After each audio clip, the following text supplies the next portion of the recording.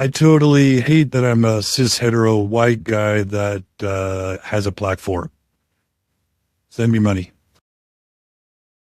I super believe that a huge cause of the political, religious, social situation we're in is because we've stopped talking and listening to each other. Think about it.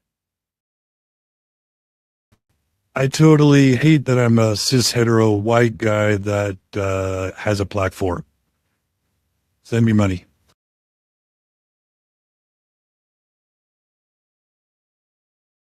I super believe that a huge cause of the political, religious, social situation we're in is because we've stopped talking and listening to each other. Think about it. What's up? Just blindside me with some Delin cringe, huh? I was using it as the show intro. That's a good intro. I was going to tell you about something that I am very grateful for. I wanted to express gratitude today for Reddit because if I hadn't spent as much time on Reddit as I did, I wouldn't have known that correlation doesn't equal causation, right? And if I didn't know that correlation doesn't equal causation, I might have been under the impression that the sharp uprise in stabbing incidents in the UK corresponded exactly with the sharp uprising in purely open borders of the UK. And I might have thought that the migrants were somewhat of a problem in there. And if it weren't for Reddit, I wouldn't have known that maxim, and I wouldn't have found out that the truth is it's Andrew Tate's fault and manosphere people like him. Yeah. I'm filled with gratitude is what I'm saying. But I have a Reddit account, so I'm required by law to tell you, that correlation doesn't equal causation, right? Yeah, no, that's what I'm saying. I'm Like, so glad that, I know it. right? No. I get it. I'm one of the good guys. I swear to God. I was so worried. I think of the alternate universe where I didn't know that, and I thought maybe completely opening your borders wouldn't be a great idea, and maybe that bad idea has something to do with the rise in violence in your country. I'm so glad I know better. And also, we can never know because, we don't want to keep any of those statistics because it could be bad to keep those statistics because some science is bad. Because you can get aughts from is it. You can ought your way out of an is. I think. Praise be. I think aughts are aughts and ises are ises that should be aughts, and the aughts tell the ises what to do. And, let's see if ChatGPT will be honest with me. Does correlation equal causation with the rise of knife crime and immigration in what? The UK? UK. Let's see. No, correlation does not equal causation. Wow. Thank you. It's a multifaceted issue that's highly complex. The logical fallacy. I saw your boy Colby Reddish saying on a RFM's thing just last night that I love logical fallacies, and Kendall Christensen, who said he'd come straighten us up about what we get wrong about porn books. He said that they're going to have a whole podcast on logical fallacies. What? Really? I've always wanted to learn about those. Yeah, I don't know if it's a continuing podcast, but there'll be at least one, and they'll talk about logical fallacies. Wow. Have you heard of these logical fallacies? I haven't. I've never once. I have not heard about that 6,000 times in the last week and a half. Let's see. What already called that? No correlation does not equal causation. Just because two trends, such as the rise in knife crime and immigration in the UK, happen at the same time does not mean one causes the other. Many other factors could contribute to knife crime, including socioeconomic conditions.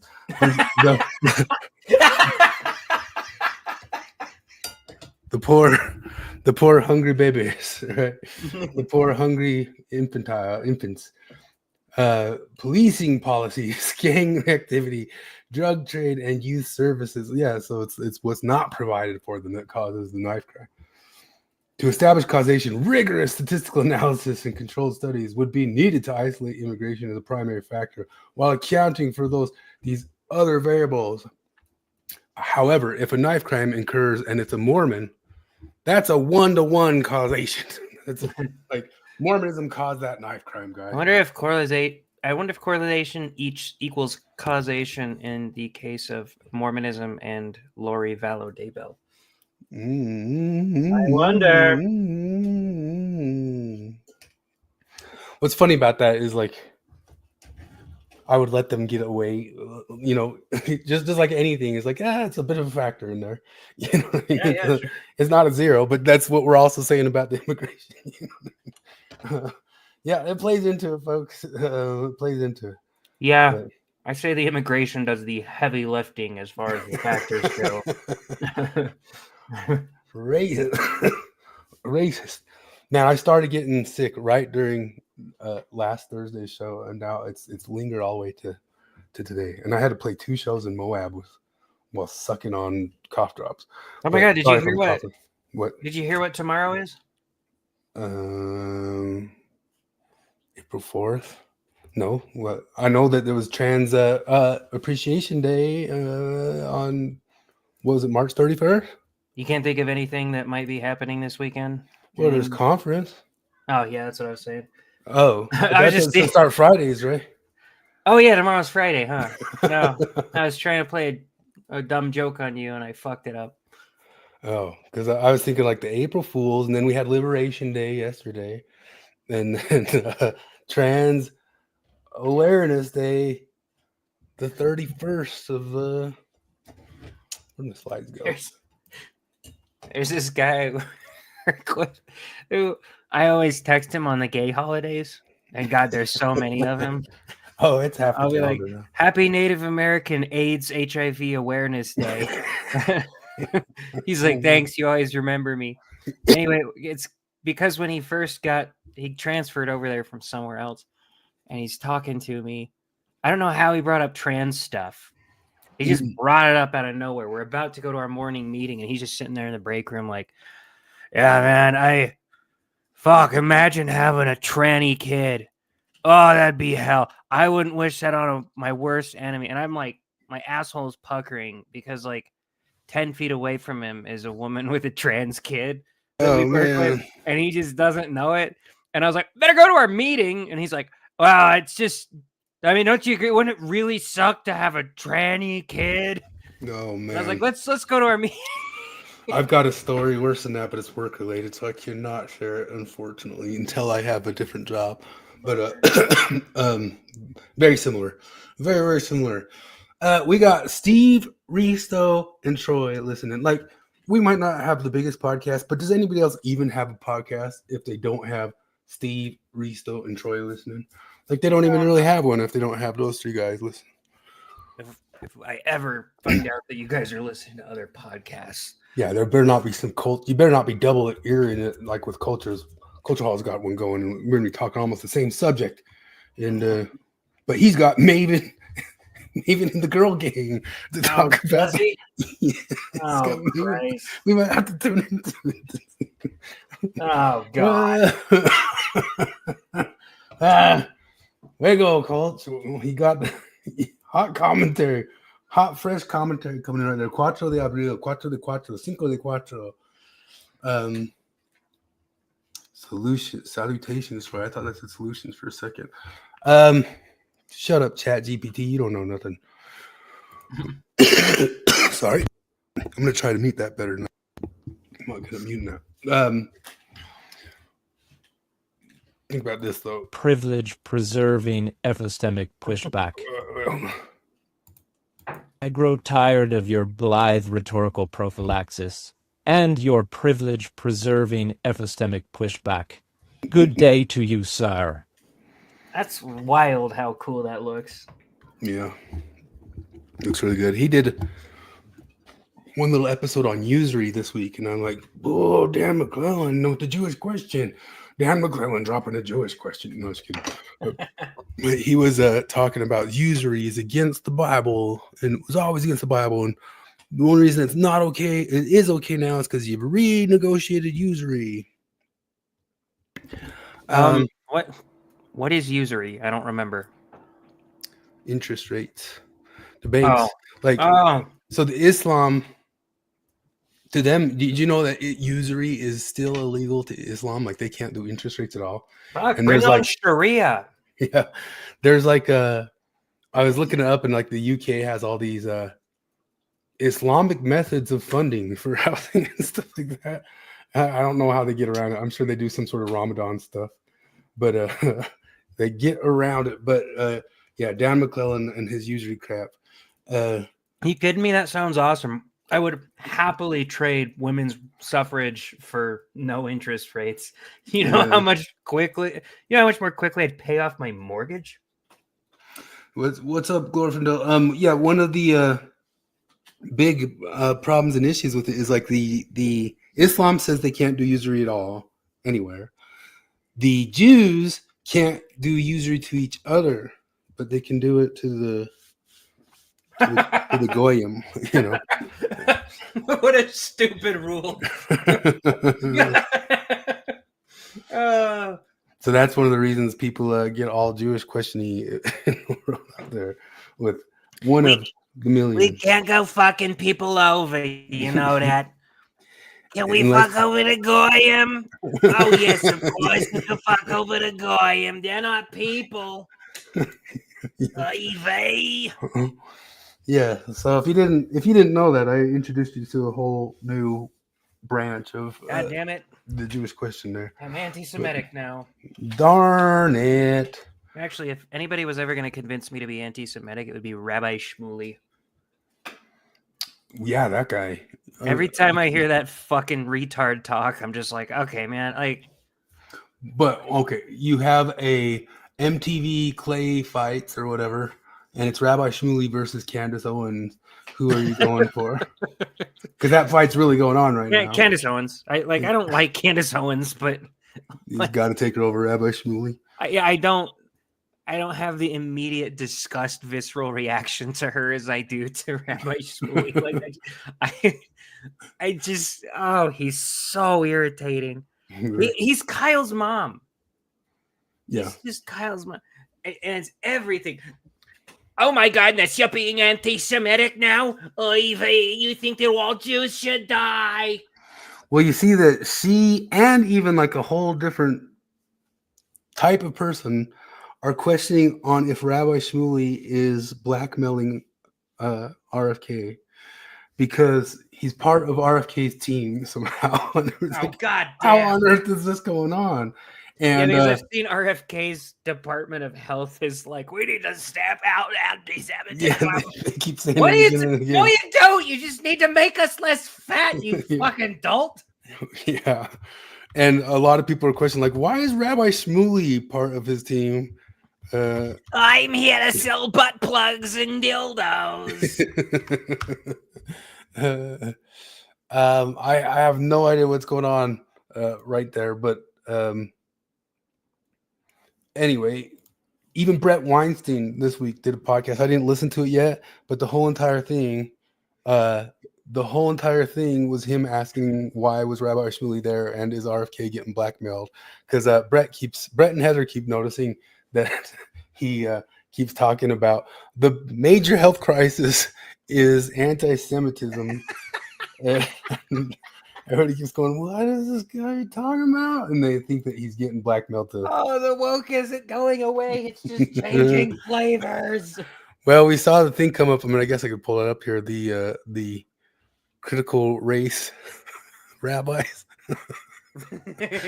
Oh my God. Let me see if I pull that. How far back was that? Hold on. If this guy and Rabbi Shmuley were ever in a room together, I'd be like, okay, that's it. I'm anti-Semitic. Sorry to all the nice Jews out there. I just have to be now. Look at these guys. You understand, right? Yeah. Let me see. Where did it go? Does Twitter show up as a link when we look for it as links on the I don't think Twitter links show up as On what? like if I'm searching through our threads and I just search through links, it doesn't pull Twitter links. Oh, really? I don't think so. Hmm.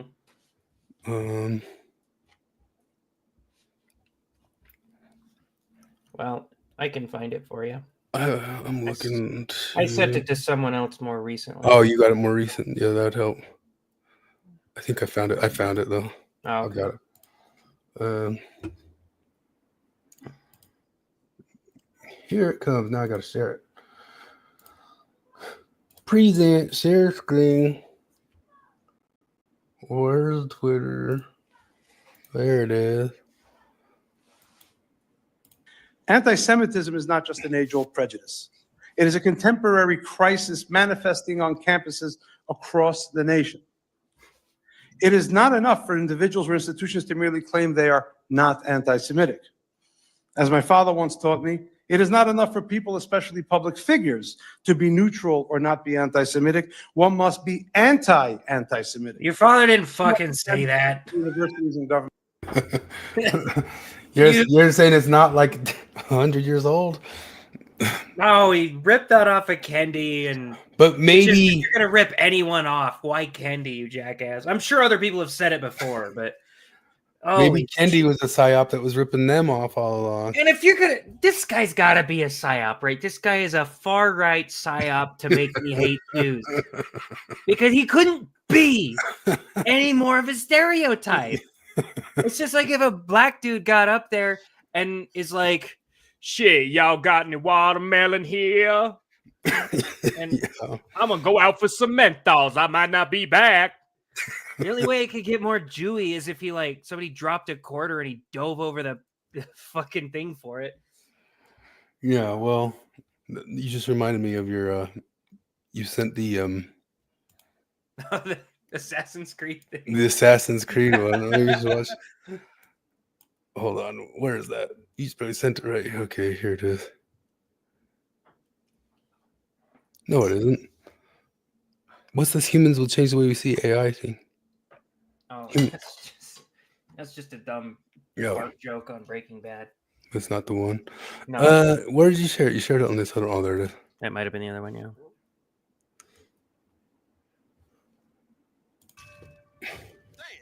Be carving up these watermelons and just be getting all over. We need your help. He's under attack by ninjas. Boy, who the hell you think you be interrupting my lunch and dropping the M1 with a hard J like that? No, ninjas. A hard J. A second word? Yes, master. Ninjas. They are criminals who steal and lower root, and they are all headed to Tobrak. I'm still waiting to hear what the difference is. The difference. What's your damn point here, Haruto? I'm Japanese, ain't I? Haruto? Is you shifting your eyes right now? It's hard to tell on account of the, well, you know, being so small and all. Who writes these? That's not. I mean, it's done through AI, but they get AI to do it. Do you think AI wrote it too? Oh, I wrote it for AI no. to say it? There's no way AI wrote this. AI is not this funny yet. They are ethnically Japanese. Hold up one rice picking second here. Ninjas be robbing, they be stealing, they be looting. All the while they be dressed up to look black, but the whole time they be Asian. Yes, master title. Shit, this sounds like cultural appropriation. You are accusing them of cultural appropriation. Damn straight.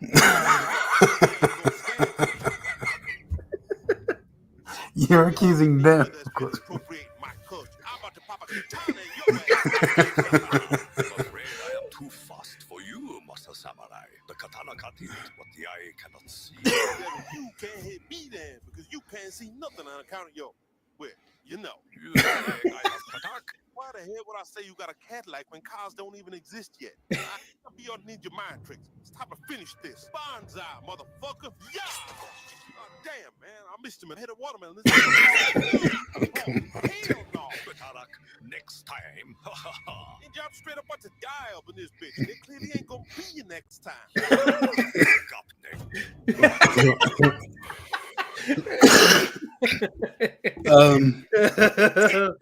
Does that game when you run around it, is it like open world Japan, or Yeah. so you I really mean, have to kind of run around Japan? Yeah, all the rest of the Assassin's Creed games are open world, so I assume this one would be. Isn't Ghost of Tsushima kind of true to wherever it is a little bit? Where was it set? It's set on the island of Tsushima that's like right off the mainland of Japan. I think it's a real island. And is it realistic to the island? I don't really know. I've never. Yeah, Tsushima's a real place. Well, but I looked it up and it was like on mainland Japan, the real place. No, this says Tsushima is a large island of about 82 kilometers from north to south that rests between the northern end of Nagasaki and the prefecture of I Korea. see it now. You. So do you think it's accurate to that or no?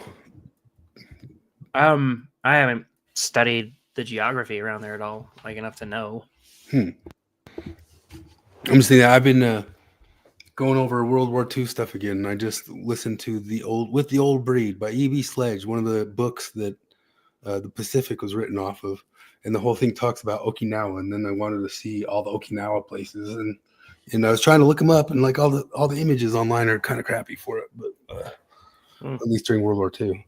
Anyway, oh, what Mormon stuff have you been paying attention to this week? Oh God, We're done. this. Or are we done with our?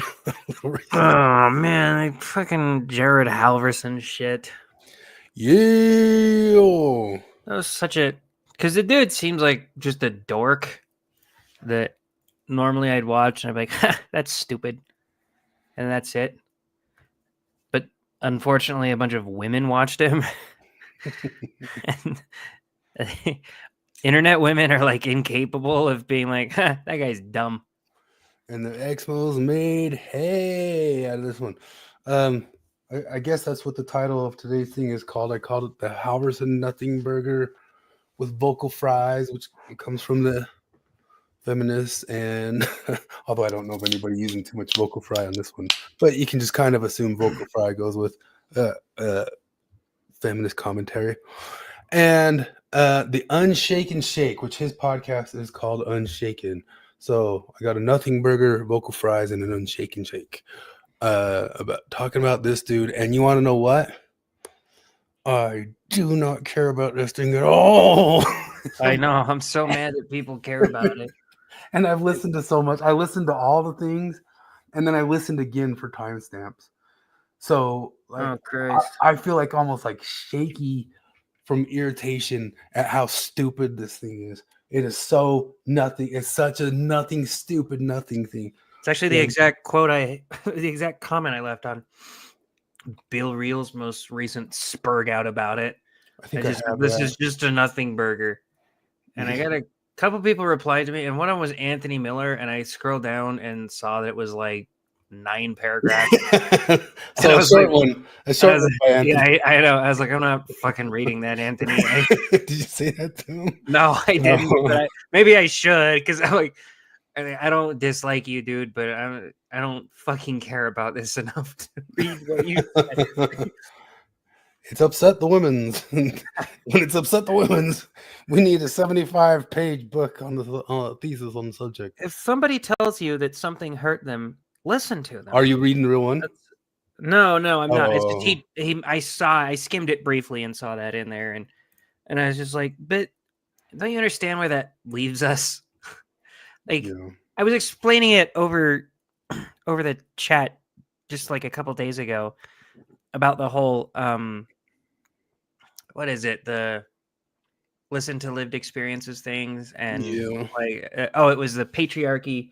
Those who contribute to and benefit from patriarchy are blind to it, and that's basically the intersectional dogma in regards to any type of privilege, right? The privileged person can never see the privilege; it's invisible to them.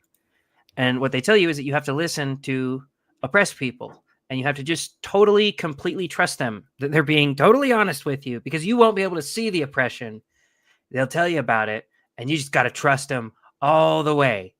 And I'm like, you guys act like we're insane for pushing back against that. But even if you're correct, you got to understand that vulnerable position that would leave somebody in, that I just have to listen to you, and every single thing you tell me is oppression. I just have to take you at your word. You know how goddamn stupid that would be? I don't even do that for my wife.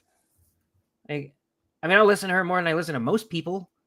But if she tells me, like, every time you go to work in the morning, it feels like a dagger in my heart, I'm gonna be like, you're being ridiculous, you know? You know, I could have sworn I saved your one where you commented on it and you said like all the cliches. Oh yeah, that was a different And one. then you said, "Oh, okay, I said all the cliches." And I commented on Halverson because I don't know how much we have to explain to people who are listening. They probably didn't pay attention. Most people listening to us don't pay attention to every little dumb thing like this until they hear it from us, right? Some of them do. I know Steve knows about it because he sent to us the Faith Matters podcast where Halverson was apologizing. Anyway, just to set it up because that's what a normal podcaster would do. But we aren't that.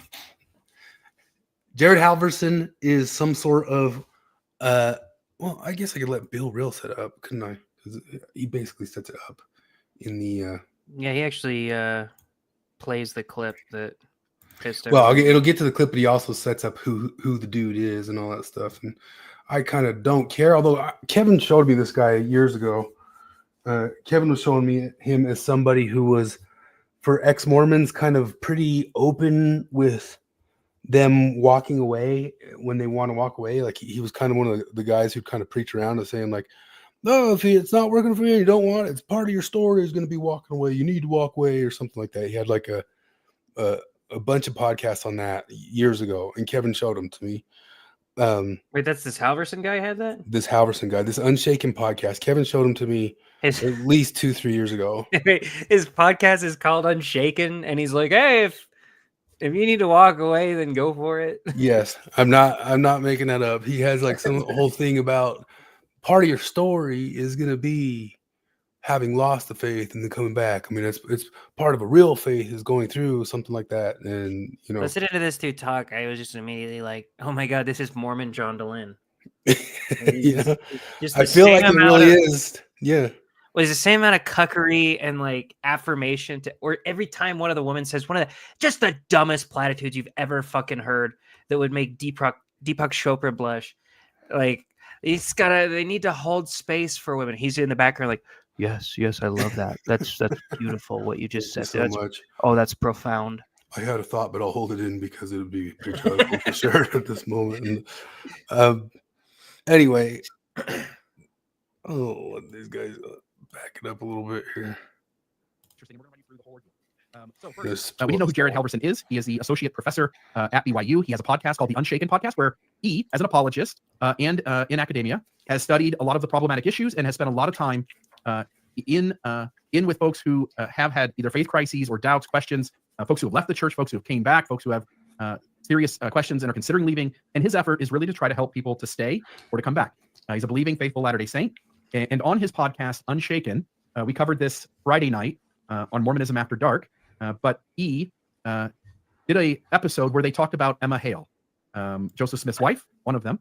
And Halverson, in this episode, cuts out a small part of this podcast and publishes it as a short video.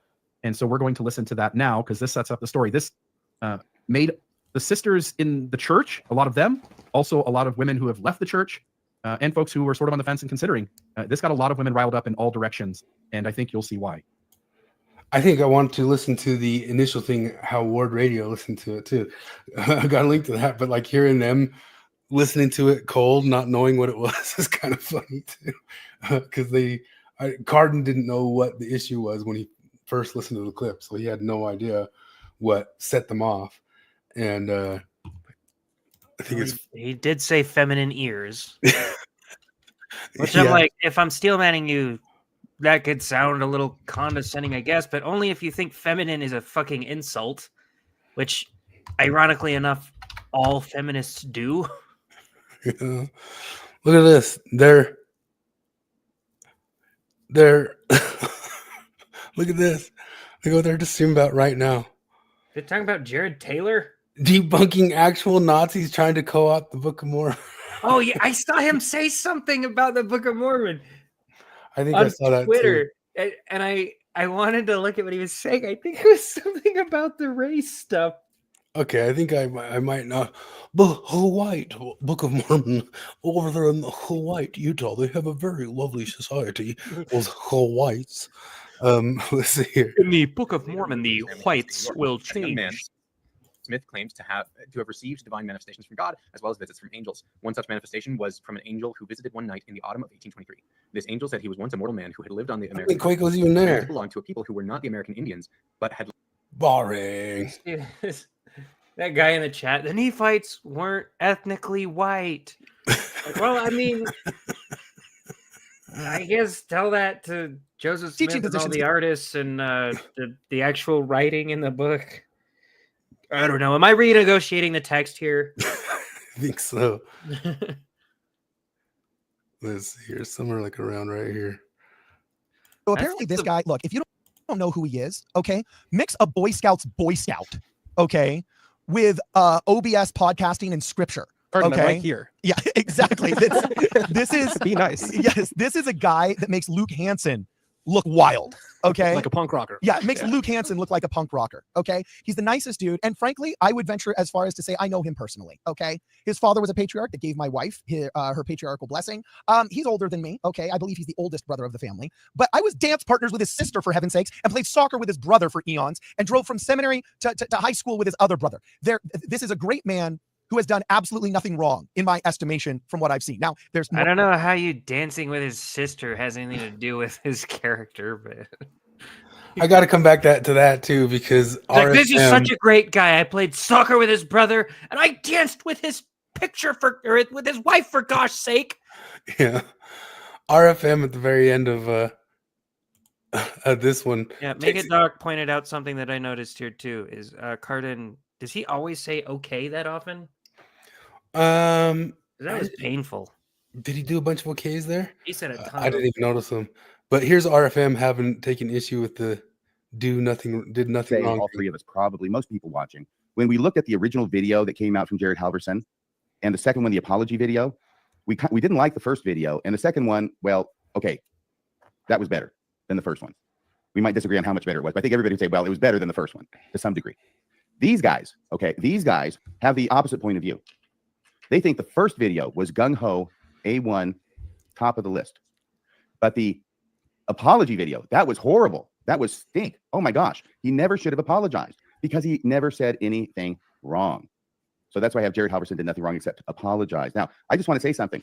Is anyone right about this? Kind of likes over here for these guys. And this particular podcast is important for one reason, at least. And that one reason is this, is that it demonstrates that Jared Halverson and the message he gave and the way he gave it is not something that just one person is saying over here in a corner, who happens to be a Mormon, who's a professor at BYU. This is believed and championed and cheered by a large segment of active LDS male membership. And that's what that podcast shows to me. The males. Anything else from you, Rebecca? Otherwise, we're almost at an hour. The story's taking up all the time. I don't think I've covered any less of It this. is an important story. It's very important. Yeah. So let me say one last thing. Hold on a second here. He was going to say. So wait, are you saying that like he's claiming Ward Radio's talking about how awesome that guy's initial video was that everyone thinks Yeah, is they terrible? were, but I was getting to the thing that RFM in here says something that using the did nothing wrong thing is a Hitler reference. Oh my God. Hold on. I'll find it. It was like right there. I could have sworn I landed right on it. I should have better timestamps, but I can't listen to 8 hours on the same 10 minutes of bullshit. It's not even 10 minutes. It's like a 30-second clip. I mean, I guess I'm glad it's not temple steeples. Well, guess what these guys go into right after that? Fuck me. The whole second hour of it is temple steeples. Are you serious? Yeah, look here. Let me click to here. See that? No! You see the highlight? Temple steeples. This is what we get to choose from, folks. Jared Halverson did nothing wrong except apologize. And what I'm suggesting is that Brother Halverson, folks on the believing side will continue to sort of take this stance until you set the record by explaining what it is that struck you as being contrary to what you said in your original video. Your guys' thoughts on this Ward Radio episode, Jared Halverson did nothing wrong except apologize. You're bowing to social pressure, Jared. You said nothing wrong, Jared. They insert some of their titles where they have did nothing wrong harking back to Elder Holland, did nothing wrong, harking back to Hitler, of course, did nothing wrong, be the origin of that. This is significant. Now, what they do is this, okay? Whereas you and I'd say all three of us, probably most people watching, when we looked at the original video that came out from Jared Halverson and the second one, the apology video, we didn't like the first video. And the second one, well, okay, that was better than the first one. We might disagree on how much better it was, but I think everybody would say, well, it was better than the first one to some degree. These guys, okay, Yeah, these guys. Anyway, he pulls up the whole thing like online of like the Wikipedia of saying did nothing wrong, which is also funny because Jacob Hansen's video about it today was called "Did Nothing Wrong" as well. And I guess there's I guess there is some sort of Wikipedia channel that says "Did Nothing Wrong" is Hitler stuff or something like that. So don't worry, I'm gonna pull it up on the ADL website and I'll let you know. Is it there? Oh, it's definitely there.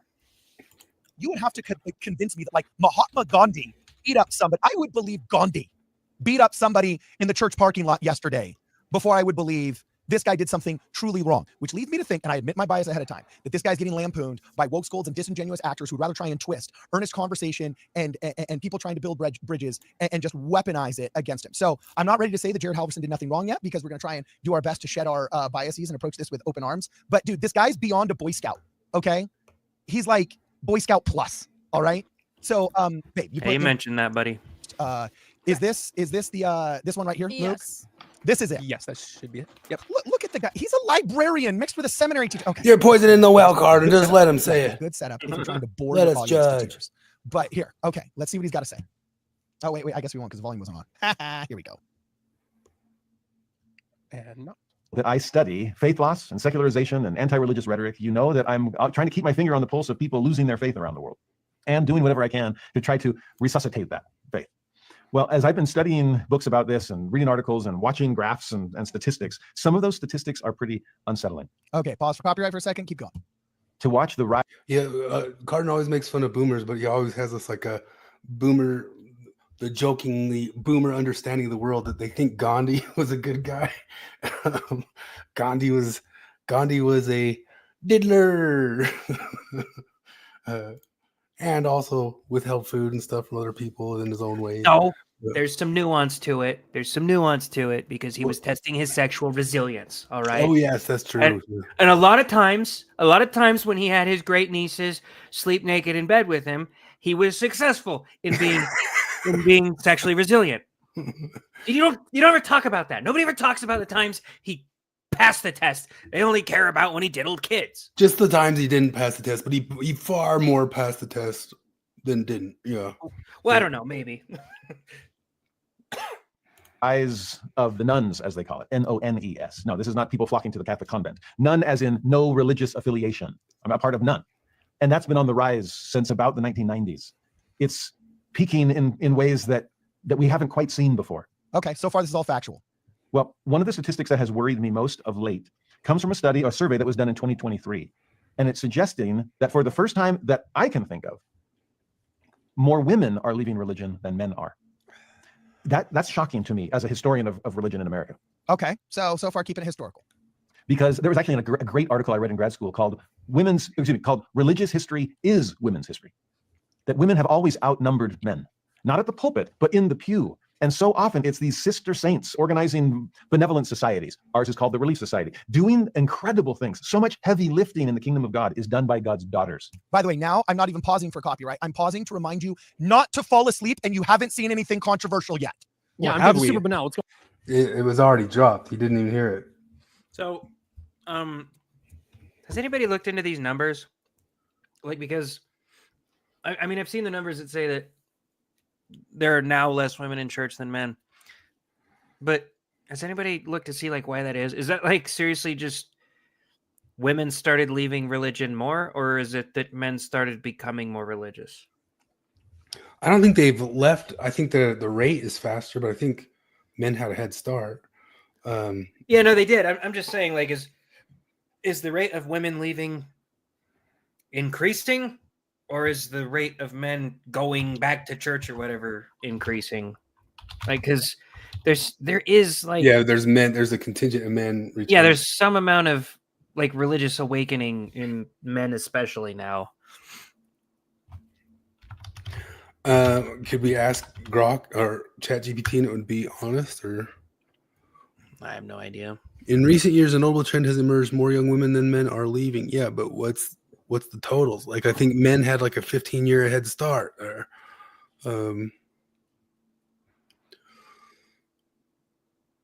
a significant percentage of young women, 39%, identify as religiously unaffiliated, compared to a 31% of young men. So, in young women, there's less religious people than there are young men. Anyway, the super offensive thing was already said. Did you hear the super offensive thing? Wait, I thought the offensive thing was. Did he say feminine ears yet? He hasn't said that yet, but that wasn't the most offensive thing. Maybe I just turned my brain off. Yeah, I'll back up just a little bit, just a wee bit. Ed Carden didn't hear it at all. We'll go back to. More women are leaving religion than men are. That's shocking to me as a historian of religion in America. Okay, so far keeping it historical. Because there was actually a great article I read in grad school called Religious History is Women's History. That women have always outnumbered men, not at the pulpit, but in the pew. And so often it's these sister saints organizing benevolent societies. Ours is called the Relief Society, doing incredible things. So much heavy lifting in the kingdom of God is done by God's daughters. By the way, now you picked it up now, right? Yeah, well, okay. He did a couple things. First off, he's the reason that, like, I listened to his little apology tour with that, whatever it was, like all those women, and listening to them talk about being a woman in the church, like all three of them on that panel, like sincerely had this belief that they were the atlas on whose shoulders rested the entire church. They seriously acted like that. Like they were the glue holding it together. And I'm like, that's not true.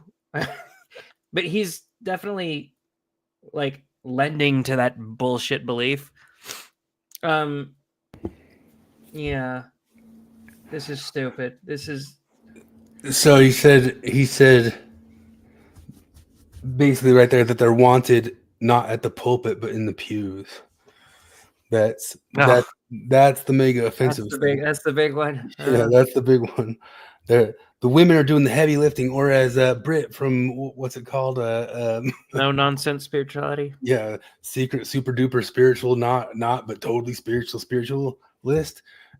She says that women do all the secret, unseen, quiet, heavy lifting. Yeah, that's called emotional labor, and it's a bullshit concept invented by gay therapists. This says the rates of religious disaffiliation vary significantly by gender and age. In general, men are more likely than women to identify as religiously unaffiliated. According to Pew Research data, 27% of men in the U.S. total see themselves as religious nuns, including atheists, agnostics, or those that say they have no particular religion, compared to 19% of women. When looking at age groups, adults under 30, it's 36%, and the range is increased on 60% of adults older 65 are unaffiliated, but that doesn't say the genders in it. So overall, I think it's still men who are winning. They're just saying that like the young ones are. Yeah, the rate of women is higher than the rate of men now. Or? Rates increasing, and in young women it's higher than in the maybe the Gen Zs or something like that. Or is this like one of those studies? I remember like 5 years ago, is this like study came out that sort of redrew the difference in hours worked between men and women. And the headline of the study said, women now work more than men. I was like, oh, really? Wow. Okay. Maybe I'll have to rethink this whole wage gap thing. And I click on the article and I start reading it. And what they're saying is included labor at home and stuff. No, they said that the rate at which women's hours went up in the last year was more than the rate at which men's hours went up, which means that last year men worked on average like 44 hours a week, and this year they still work 44 hours a week. Last year women worked on average like 29 hours a week, and this year they work 20 or 32 hours a week. Like, it was seriously, they still worked less hours, but the article said women now work more than men. I wish I could find that article. It's been forever, but It was one of the most hilarious bullshit articles I've ever seen. Yeah, stats like these are almost always just used to peddle crap. Oh, I'm not even pausing for copyright. I'm pausing to remind you not to fall asleep, and you haven't seen anything controversial yet. Yeah, I'm super banal. What's going on? Yeah. So apparently, Luke, you say there's controversy here. You want me to tell you the most controversial thing that the comments have said that he said already that we've heard? Oh, wait, maybe somebody should, like Rachel should guess it, or Jonah should guess it. No. What was so offensive? It's a sentence. What sentence did he say that was so controversial? Resident. Has he already said it? Yeah, he's already said it. It was so boring. I thought I was listening to the Scripture Central for a second. Oh, is it that I women didn't are remember leaving the church in high numbers? Nope. Do you want me to say it? What is? Yeah. Are we all on the edge of our seats right now? Yeah. What? He said that women throughout history have always been in the pew. Like more women have been at church, but in the pews, not at the pulpit. So that's where the feminists are like, see, we never have leadership because we're not at the pulpit. Hey, guess what? Look, historically, there's been more men in prison than women for thousands of years. Hey, what? That's bigotry! I don't know what Cardin's doing. So Cultural Hall made like a short about Cardin suddenly jumping to prisons and stuff like that. Yeah, that was a hell of a leap. I mean, I think I sort of get his connection, kind of. I understand what he's trying to do, but it's like it's kind of not the same exact thing, like because that's one of those cosmic truths, the Thomas Sowell cosmic truths of more men end up in prison, so that explains that disparity, which is funny because I saw somebody today explaining Trump's Liberation Day as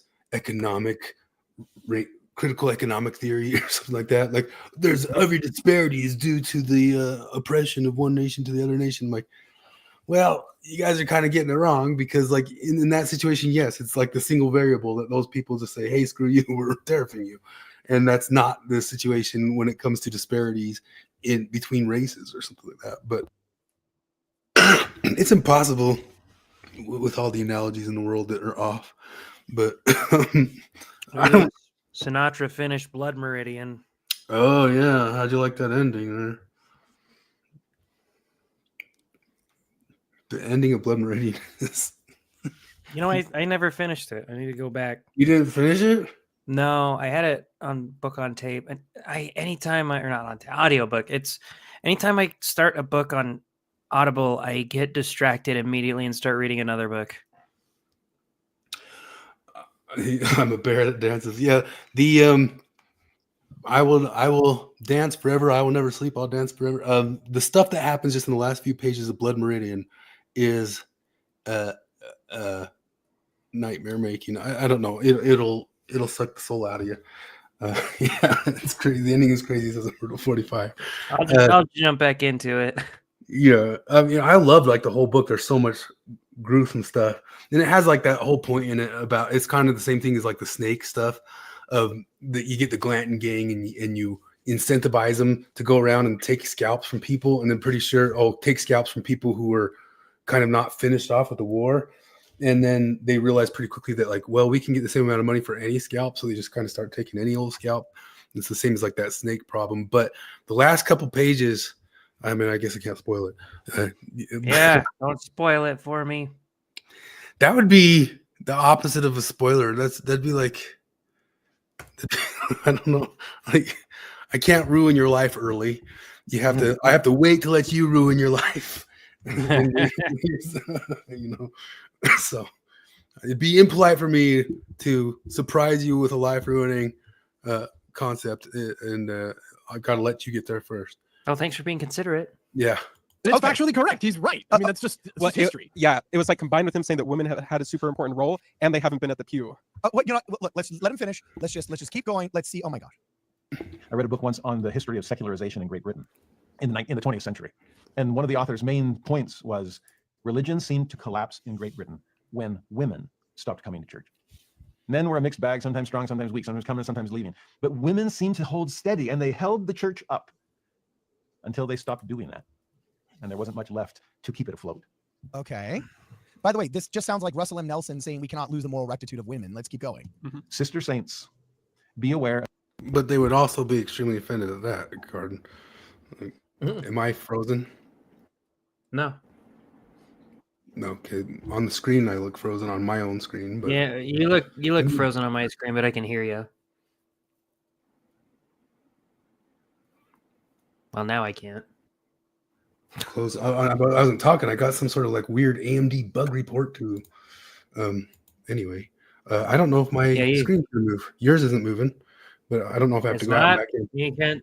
You can't see me. No, you're move? moving. You're moving. I'm just not moving. Okay, yeah. And you I look can see stoned as myself not hell. moving. But I'm fine. I'm fine if it just stays right like that, like as if I'm some sort of. I don't need my face to be there. Anyway, of just how important you are in the kingdom of God. Each of you daughters of God. Each of you elect ladies. And then prepare yourself for this caution in section 25, verse 10. Yes, it applies to men just as much, but I want you sisters to hear it with feminine ears. 25:10 to Emma Smith, verily I say unto thee that thou shalt lay aside the things of this world and seek for the things of a better world. In some ways, I'm asking you to sacrifice. Lay aside the things of this world. Yeah, kind of sounds like the Apostle Paul. Keep going. But in another way, I'm not asking for a sacrifice at all. Carter keeps like saying like this is fine because Russell Nelson, this is fine because Apostle Paul. But those are also super offensive people to the feminists. Garden is like it's just what Russell Nelson and Apostle Paul says. Like, yeah, that would also offend those people. But it's not a sacrifice when you get more than you give. That's called an investment. And so invest in a better world by saving your stock and not putting it into this world. Those are all declining returns. You want an amazing return on investment? Then lay up treasures in heaven where moth and rust doth not corrupt. Okay, so now we need to give Brittany and Rachel a couple minutes to calm down from all that offense that was just given to them. Hold me back. I know. Just breathe through it. That was it. That was the whole thing. Jeez. Yeah, so that really is the whole thing that caused 10 hours of the Lynn, 3 hours, and RFM and Bill like 4 hours because they did 2 hours with Brittany and one with Julie Hanks and then 2 hours on Mormon Newscast Night, and that's the big old deal right there.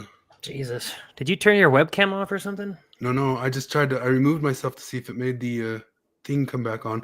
I can go out and back in. Let me see if that works. I thought you already did. Oh. No, I just removed from the stage and tried to put back on, but it didn't. It must be just something going on with the cam. So hold on. Man, you gotta get FaceTime, man, because otherwise I couldn't handle my FaceTime being on here because I do this all for the fame, really. Oh, you're actually gone. Well, this is my show now. We're gonna talk about Sonic lore, okay? My kids are super into Sonic right now. So, never mind. I got nothing. Yeah, it says something's up with the cam or something. But if you can hear me, you can hear me. Yeah, I can hear you. Something's fucky. Something's fucking with the cam. But I guess that doesn't matter. Now I can Jeffrey tubing it up, tubing it. Present share screen. Anyway, I don't even know if I want to talk more about what the Ward Radio said about it. I mean, I've got a bunch of clips what each one of them said. I mean, I guess we go back to I don't know. You want to see right what the RFM and Bill thought of right after he got done with that? Oh, more than anything. I'm sure he did. Present share screen.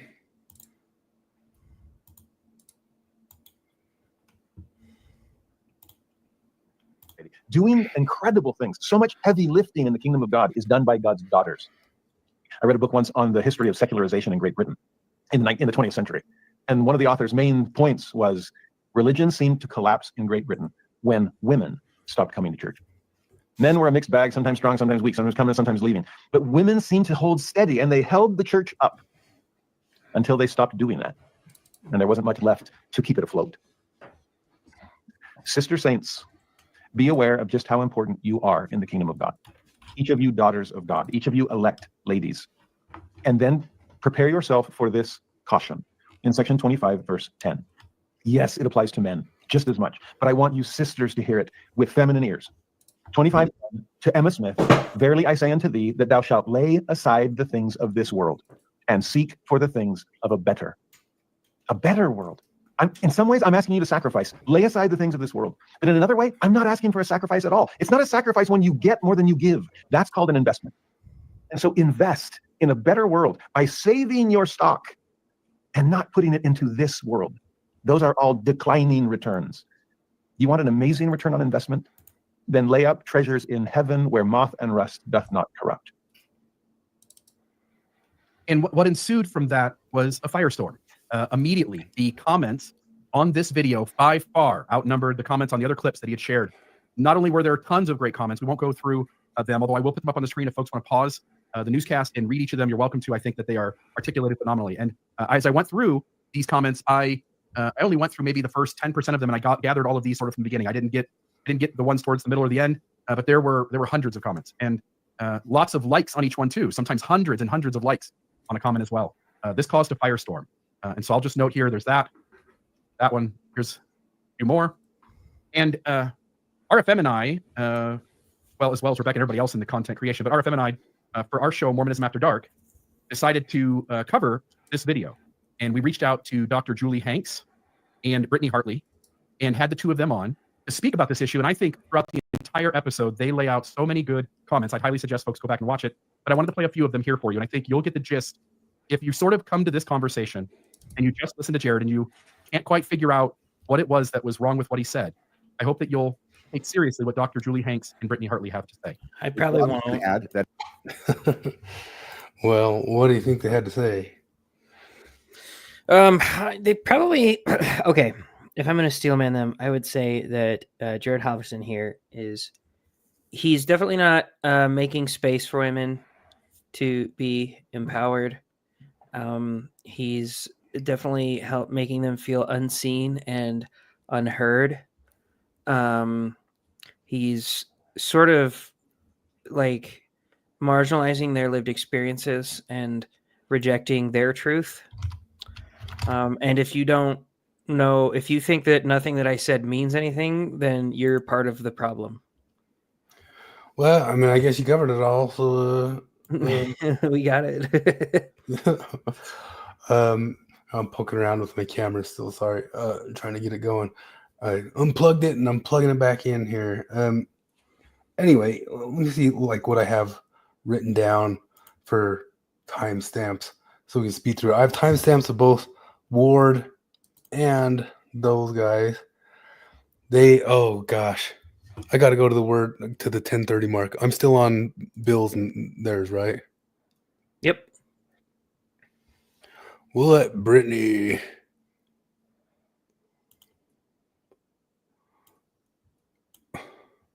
Incredible, and I watched every minute of it. What's that? Is she going to mention that she has daughters and that she has daughters of color even? Doesn't she only have sons? Does she? I can't remember. And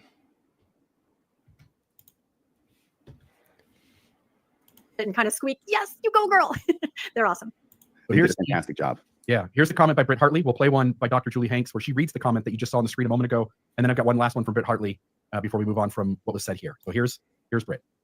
It's fascinating to me, and I made a TikTok about this. The most delicious part of this for me is that he used as his example to call women back to self-sacrifice, which is really what he's doing. Hey, we need your self-sacrifice here, or we can't have church. The person that he uses to call us back to that is Emma. And to me, the delicious thing about this is that when Emma sees Brigham Young take over, Brigham Young being the asshole that he is, she wants nothing to do with this. She doesn't go with the Saints West. She marries a Never Mormon after this, on Joseph's birthday of all things. And so the person that he is using to call us back to self-sacrifice is a woman who said enough and didn't go with the Saints West and married someone who was never Mormon. That's your example. And so that was so ironic to me. And that was so, I don't know, the blindness of it was so shocking to me. And again, women are saying, and he never mentioned it, he just said, women just stop doing that, as if it's some mystery. And it's the only thing that you're offering us is self-sacrifice. And so that guy cheated on her too. Well, gifts can be What's that? Emma's going to other places where her spiritual gifts can be explored. She married a dude that cheated on her. Yeah, that's true. I mean, I'm not even knocking Emma. I'm just saying, it's not like she went to some feminist utopia.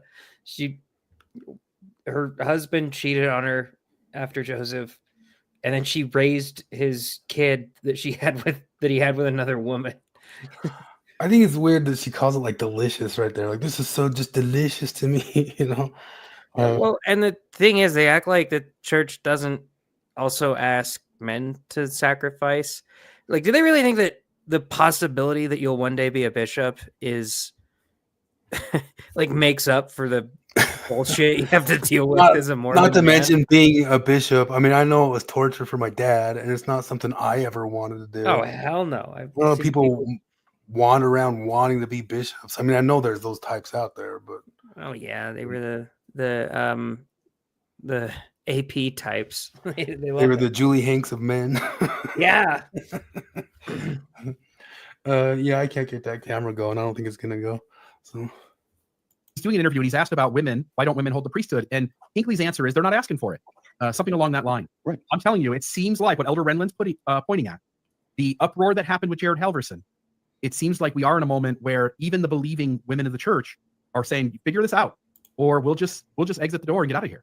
Bill, can I tell you something? I'm not advocating for anything, okay? I'm just making an observation, which is political in nature and I think true. So let me say it, and you can do with it what you will. Jared Halverson has signaled the weak spot that the church has, which is that they need the women there. They need someone to rule over, right? You can't just have a kingdom with kings. You have to have some peasants in there to make it fun. So come back, peasants, come back. No, this is the time. This is the time when I think if women want the priesthood, it is theirs for the taking. I think that's so ridiculous. Okay. It's so goofy. Have What are you it. talking about? Like, yeah. So women of the church who believe in all this stuff and believe in like all the hierarchy and order could negotiate to get that power now or something. Like RFM, don't you see that they'd have to not believe it or believe it's some power game for them to want to do what you think they want to do there, or they have to be what we claim Dan McClellan is and just actual power brokers and don't actually believe it. It seems like most of these, I don't know, most of the women that I hear say that women should get the priesthood also don't really think that the priesthood is a thing. You know, they're on the same page that I am. Because I'm like, I don't know, if you asked me, if a Mormon woman told me, women, I want the priesthood too, I'd be like, okay, you have it now. There you go. I've given it to you. You have the same power. I Flip, I brought it up a million times, but Flip, I think you can hear it on one of the Mormon Expressions episodes back in the John Larson day. Flip was on with Lindsay Hansen Park, and Lindsay Hansen Park was bragging about having received a priesthood blessing from some women. And then she got done and everybody's like, oh, nice. And Flip just goes, well, did it work? Oh man, it reminds me of I probably told it on here before, but when I first met my wife, when I first met her family, where I don't know, they're asking me about like mission stories and stuff like that, and I told them about when I was in South Dakota, my branch mission leader there told me that they used to have sister missionaries and they didn't have enough gas to get to where they wanted to go, but they didn't want to pay for gas on Sunday because they thought they were breaking the Sabbath. So and I don't know, he might have been lying because I've heard this myth a million times before from other people, but he said they poured water into the gas tank and prayed that it would become gasoline. And my wife's whole family I thought that was the punchline, but my wife's whole family is like, okay, and what happened? What? Did it turn to gasoline? No. No, they're stupid and unprepared. And so he had to drive out into buttfuck nowhere to go pick them up. Of course it didn't turn to gasoline. So the priest is there for the taking, and then they say they had a rant on this that was so strong that they felt the spirit there on Mormonism After Dark. Here's either we got really, really lucky, and we had 5 people who called or were on who were all incredibly eloquent people, and I know some of them are. But I think that there was a spirit that caught fire in that episode that was lit by Julie and Britt, and then it caught onto other people who were able to summon that kind of eloquence. Maybe those people are as eloquent as that all the time, but I was stunned that not only one, then the next one, and then the next one were so eloquent for an extended period of time. Yeah, passionate and powerful in making their point. And I swear she says it too. RFM, stop it. Stop it, stop it, stop it, stop it, stop it, stop it. Oh, thank goodness my camera's off because I started shaking my head and turning red. I don't get it. Like, I seriously don't get it. It's The entirety of what the guy said is basically an is, not an ought. He did a little bit of please come back, women, but the whole thing is just women are leaving. Technically, that's just the statistic, and statistically, historically, that's when stuff goes south, and that's not looking good. So please come back, women. But and of course, when he said it was in the pews and not the pulpit, that also was just an is. He was not talking about how it ought to be, but he says that and it just like lights him all off.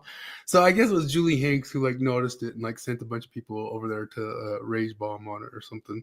But she says that she feels this like in her body.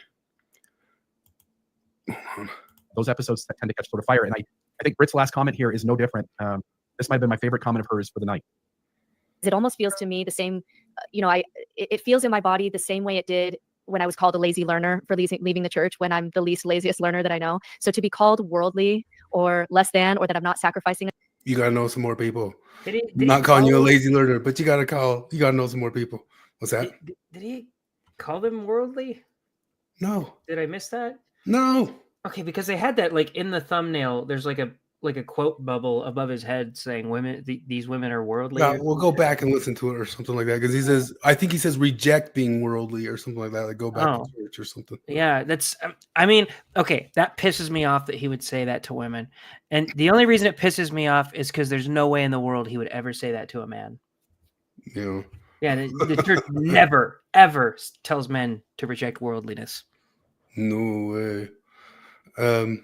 But one of the things that I noticed is she always kind of talks about, she gets a little self-aware and talks about that they're having reactions, they're having like knee-jerk reactions, and so they feel it in their body, and so there's something to be meant or understood or said from that knee-jerk reaction.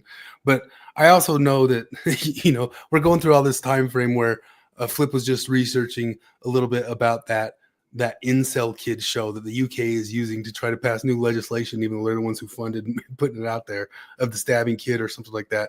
But I guarantee you that you would downplay or say that don't just listen to your knee-jerk reactions if you're an angry young man or something like that. But there's something about, because women had an angry reaction, this is something that is important and must be listened to. But if young men have an angry reaction, these guys are guilty themselves. This is bad and something that's terrible, and one of the terrible signs of how the church is going and how young men are going, they're getting upset at stuff online. And well, okay, so what's the answer for any of that stuff? If people's knee-jerk reactions count or don't count, which my answer for that is probably counts, but like it doesn't mean, like the knee jerk itself doesn't mean anything. Like it could be for stupid reasons or for good reason. No, I had this moment. So last week we went and me and my family helped my brother move from Logan to Eagle Mountain, right? And when we left Logan, my mom and my sister were like, well, we're going to stay here and clean up their old place so that they don't have to clean up. And you guys unload everything at their new place. And we're like, okay, yeah, that'll be really helpful to them. So we go and we unload all this stuff. And on our way back, my dad just calls my mom to, I don't know, just to check in with her. Like, okay, we're on our way back to come get you. And she's like, oh, okay. And he's like, so what have you guys been doing all day? And oh, she got so butthurt right away. I could hear her on the phone like, excuse me? What have we been doing all day? I'm sorry, do you think we've just been resting? And I was like, anyway, we got there.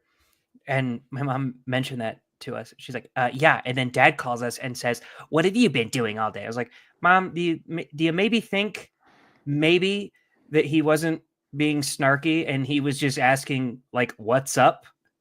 You maybe think that your knee-jerk reaction to that was a little bit of an overreaction? Maybe he was just being nice and making conversation with his wife. Yeah. I don't know. Leslie asked about, have these women actually thought what it would entail to be like a bishop, like hearing young teenage boys' confessions of looking at prawn? Could you imagine the longhousing that would happen if you were like young men saying that you have a prawn addiction to certain types of women in the church? It wasn't much better with the men, I'll tell you that much. But that would not be terrible fun. But I never envied the reverse situation. In fact, I was one who always kind of agreed with the concept that anybody should have had the option to bring in another person with them if they wanted to, always. Yeah, I don't like the confessing sexual sins to bishops thing. That's and women always should have had an option to do it to some women somewhere. Always that always should have been true. Yeah, sure. Yeah. Anyway. Enough just because I found another place where my spirituality is thriving, where my cup is filled, where my voice is valued, where my gifts are valued, to just have someone look at that and call that worldly and not good enough. There's just something. I'm going to fast forward to women throughout his life in the church. Daughters, spouses, students, women that he interacts with in his ward, and never in his interaction with all of these people did he have an inkling that what he was saying might ignite what it did. But now that he understands, or is starting to understand, that there's something wrong with what he said, now he's willing to make a concerted effort with 2 women that he saw being vocal and talk to them. It's just, I honestly think it's not his fault. I think you can spend your life around women in the church and be completely blind to their situation and what's really happening for women and their lives in the church. Okay, a challenge for you here. This was so bad. A challenge for you, Rebecca. Please explain to me what he did wrong. Hard mode, you can't use platitudes. I actually think she's the one being fair there.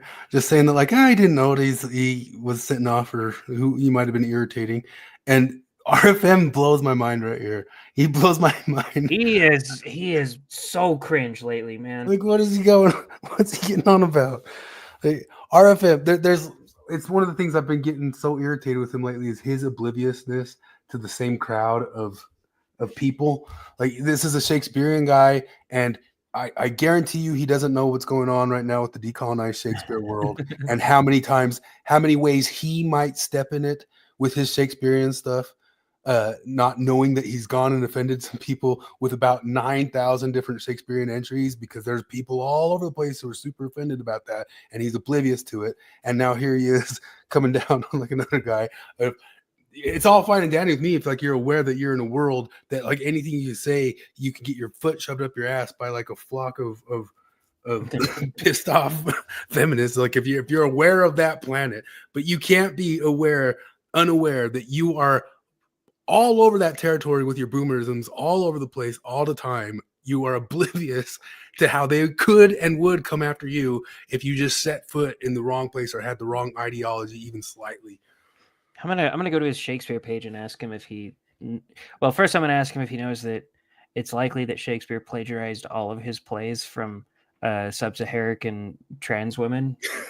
But also I'm going to ask him if he knows that we need to decenter whiteness in Shakespearean voices and decolonize it. Decolonize the canon. You need to get different. I mean, even that we're listening to Shakespeare at all is a little bit racist, and anybody could have been Shakespeare because you had to have the privilege to be in that situation, be Shakespeare. But then he still wrote super sexist, super elitist stuff.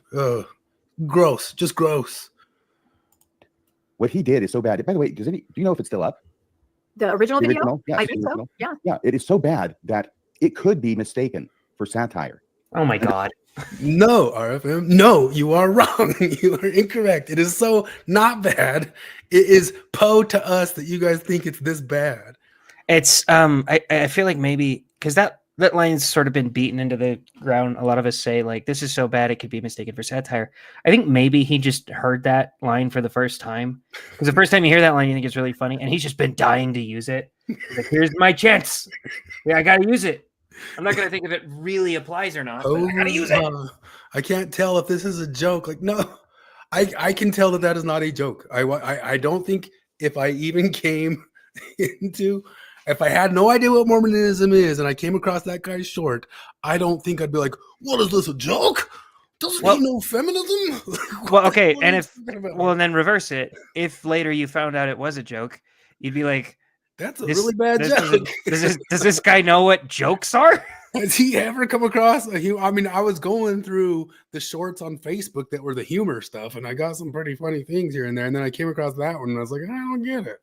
But RFM got it, I guess. Under Poe's law, if you were to watch this, RFM, like you're so skewed. You're so skewed on what you think is outrageous, or I guess you need it to be. Don't tell me that you need it to be. I hope that you're oblivious. I do hope that you're oblivious, because if you need it to be, you've now entered in the realm of something that somebody like Jonathan Streeter might warn you about, of you becoming kind of a slave to your content. You need everything to be an 11 for your fundings. And not know who he is and just be watching this. You could be saying that is so overstated. It's like slapstick. This is extreme sarcasm and satire. He is making fun of the position that he's pretending to advocate by overplaying it and saying all these ridiculous things and then saying, hey, we know that you've all been in the pews and not up here in the leadership. As ridiculous as RFM is, like, I don't think any of the Mormons get off like on any of this stuff. Like the Halverson dude might have made a bigger fool of himself, and I guess we're gonna get to that. He did. And Ward Radio is hardly helpful. I mean, maybe the gals were a little bit more helpful, just saying how they didn't care. But that's how most Mormon were how I ever knew. Like, they'd always say stuff like, I don't want extra chores and all that stuff. I can't think of many, very, very many believing Mormon women who ever like, I wanted to be bishop. I did not hear that in my life very much. A little bit in ex-Mormonism, but it seems like they didn't think about it until after they were out. I don't know. Did you know some women who were like, why can't I be bishop?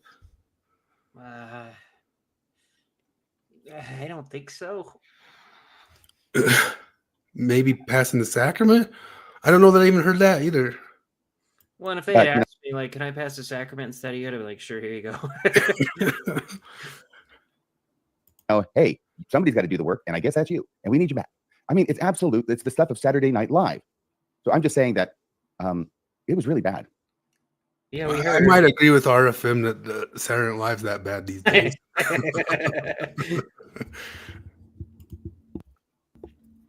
I think we're all aware that in this space of creating content about the problems in Mormonism, that you sort of notice that there could be people, let me say it differently.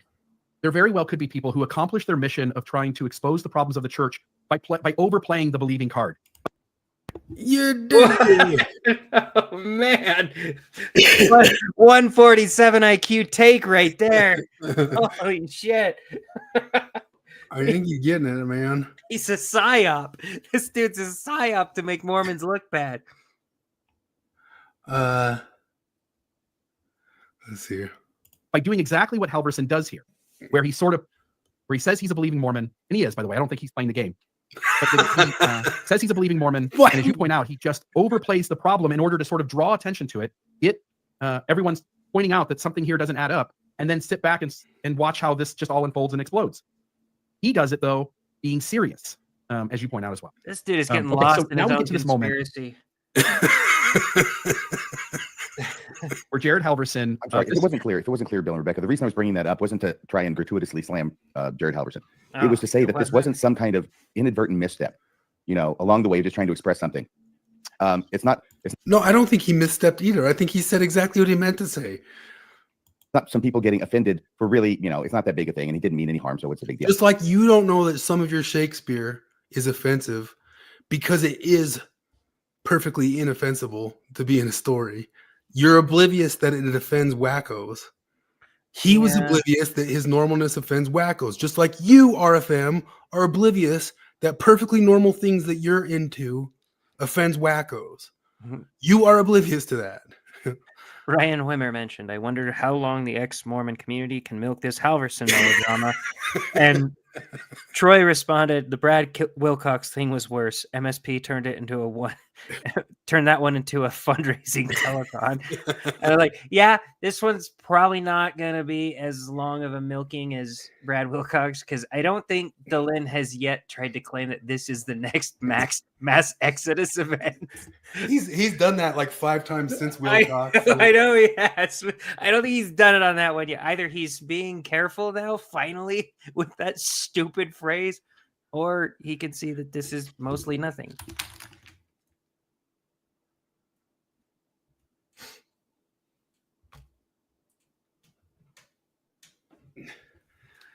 Yeah, the thing is, though, is like the Wilcox one is like, I get that one. You know what I mean? That one wasn't. That one was like a funny, like. Well, what dude, how did you not know that was going to piss people off? Yeah, that one is one that, like, whatever he is saying here, yes, Brad Wilcox should have. Like, I'm making fun of RFM because his obliviousness to Shakespeare is fine in a normal world, right? Like, you really have to dig to find out why the whole world lost their brains about the Shakespeare stuff, and you have to dig to find out why they lose their minds about this one. You could kind of generally say that, like, we already know that women are upset that they, unless they have priesthood, they can't be in positions of power or leadership in these churches, but that's long known. So why should that be some sort of like major landmine? But the Brad Wilcox one, you can totally see, like, anybody could see that one and say, dude, like, how did you think that was like a hot take? Saying, what was it what he said? He said, the question isn't why did it take so long to give it to the blacks? The question is, why did it take so long to give it to the whites in the first place? You could totally see why that one would set people Yeah, off. no, that one's more understandable. I know what he's trying to say. It was just a really clumsy way to say it, and like he's stupid for not realizing that is going to piss people off. But that one, you could like pull people in the streets and say, should this guy say this? And most people would get like, nope. But these other ones, like, people don't get it. You have to have a critical theorist to point out to you why it's so offensive. It's not obvious. It's not, what's the Gramscian term? It's not common sense. And no, RFM, like, no, people haven't been online in ex-Mormonism world like we have. And even we have, and this might have floated past us without even thinking much about it. Like, you have to be like so nose deep in it to think that was such a thing. Oh yeah. This was methodical. This was the whole message. It was a masterpiece in offensiveness. And I tend Dude, fucking Halverson here playing 5D chess. RFM, like, I feel like that sentence right there is like, time to take a 6-month break from this stuff, man. I know. Like, you're off. Your judgment's off. You need to rest up, buddy. Although it pays to say that. try and not get offended too much. I mean, it doesn't pay, right? But my gosh, I could see that one coming a mile away. Even if I'm watching it the first time. I bet Somebody you had sent couldn't. it to me. I bet you couldn't. I bet you had to be trained into seeing that stuff. He didn't even know that queer and gay were wrong things or two different things until last week. Oh yeah. So, I think it might have been you. It might have been Martine. I think it's okay to say that. If it isn't, sorry, it's live, Martine. So, but she'd sent this to me, right? And I'm watching it, and I'm going, so what's the big deal? Because we get in there, 2/3 of the way through, and I'm thinking, oh, hey, wait, he's seeing that women as a percentage in the church membership is declining now over time. And I remember that Bill had used the same charts and made the same point in an earlier version of the newscast, right? So I thought, okay, that's moderately interesting. But then all of a sudden, he starts talking about the women and having the women in the pews instead of up here in the pulpit, and it just went downhill from there. I mean, it didn't just go downhill; it was a cliff into an abyss, and he kept falling and falling and falling. It was just incredible.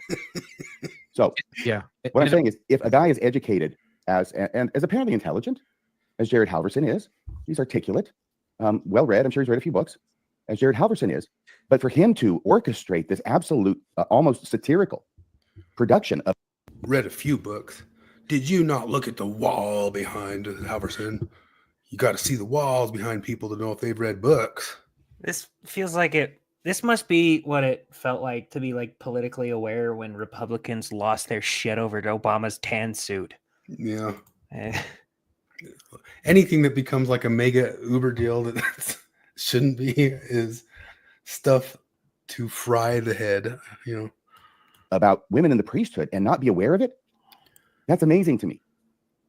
But I think he's saying nothing that he has not heard before, or just the pervasive attitude. It's no different. It's just a fact to him. It's known to him. He's probably stunned at the Biblioteca is right here. Yeah. Is overselling. backlash over it. And then the question becomes, of course, how many times has he said the same exact lesson before when he's at the same part of, the 4 years? Doctrine and Covenants, section 25 to Emma, right? This is before section 132 when she's threatened with destruction. Now she's just threatened with putting together a church hymnal or something in section 25. And he uses that, right? So I doubt that this is the first time he's used that. He's a CES man from Institute and from Nashville and all sorts of things. Got promoted to being a professor at BYU. It's an associate professor technically, but still, I would imagine it's likely he's said this on a few occasions prior to this. And something struck a chord with him in the response that happened, both in the comments of his video, as well as in the video that you and I did Friday by having Britt and Dr. Julie Hanks on, Britt Hartley and Julie Hanks. And what followed then was that Halverson issued an apology. Here's that. Hello, everybody. I am Jared Halverson. Some of you may have gotten to know me for the first time recently, and I just wanted to let you all know that I am losing sleep over pain that I'm causing, and I just want to apologize for hitting a nerve that I had actually hoped to calm. When I say I'm losing sleep, that's literal. There's my clock. It's a little after 2 a.m, and the last 4 hours or so, I've been reading your comments. Did you listen to this yet? No, I haven't. I gotta I gotta take myself out of my mindset right now, because when he says I'm losing sleep over this, my reaction is pussy. No, I mean that's like, that's okay, basically hang on what a I sec. think entirely of them. And I'd say Ward Radio did the same to them. Ward Radio came down on them. I don't know. I've seen a few reactions to that, and I always have to remember, like, okay, I guess these people haven't really been on the internet quite as much as I have, because like I've gotten messages from angry people on Facebook that I didn't even know, telling them I'm gonna fuck your wife and get her pregnant. And, like some woke lady told me to kill myself a few times. Some trans woman texted my mom and told her that she should be ashamed of me, and tried to report my workplace. Like, there's all this. So I hear this guy like, man, a bunch of ex-Mormon feminist dorks are really pissed off at something I said. I can't sleep. Hey, first time? Maybe there's some sort of level of this that I'm just watching, just confused that old dudes who don't know the internet. It's kind of a little bit of how when we were pointing out that Bill Reel went and paid that thing when they said off the reservation, that in that same podcast, we had that whole list that Jonathan sent us over of things that are now off limits to say. And they said at least 7 or 8 other ones of them in that same night. You know, you can't avoid the things like anybody can, you know, and that now we're watching Halverson be like, we watch him not know what to say right here.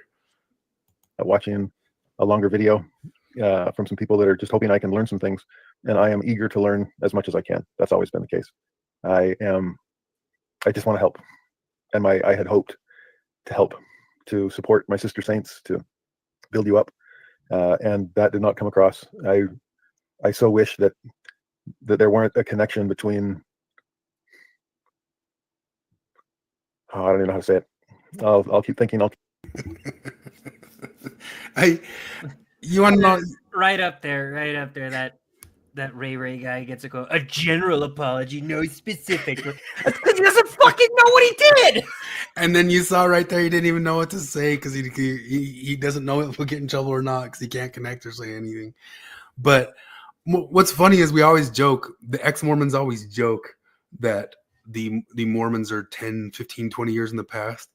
This feels like an old cancellation too. It's like, Mormons, this is a cancellation of 2017. Like, these don't happen anymore like this. Nobody stops. It's partially because he apologized. Like, most other people aren't as behind as Halverson and know not to apologize like this anymore, you know? Keep wrestling. I'm just grateful for. This is a 2017 cancellation. This isn't a 2025 cancellation.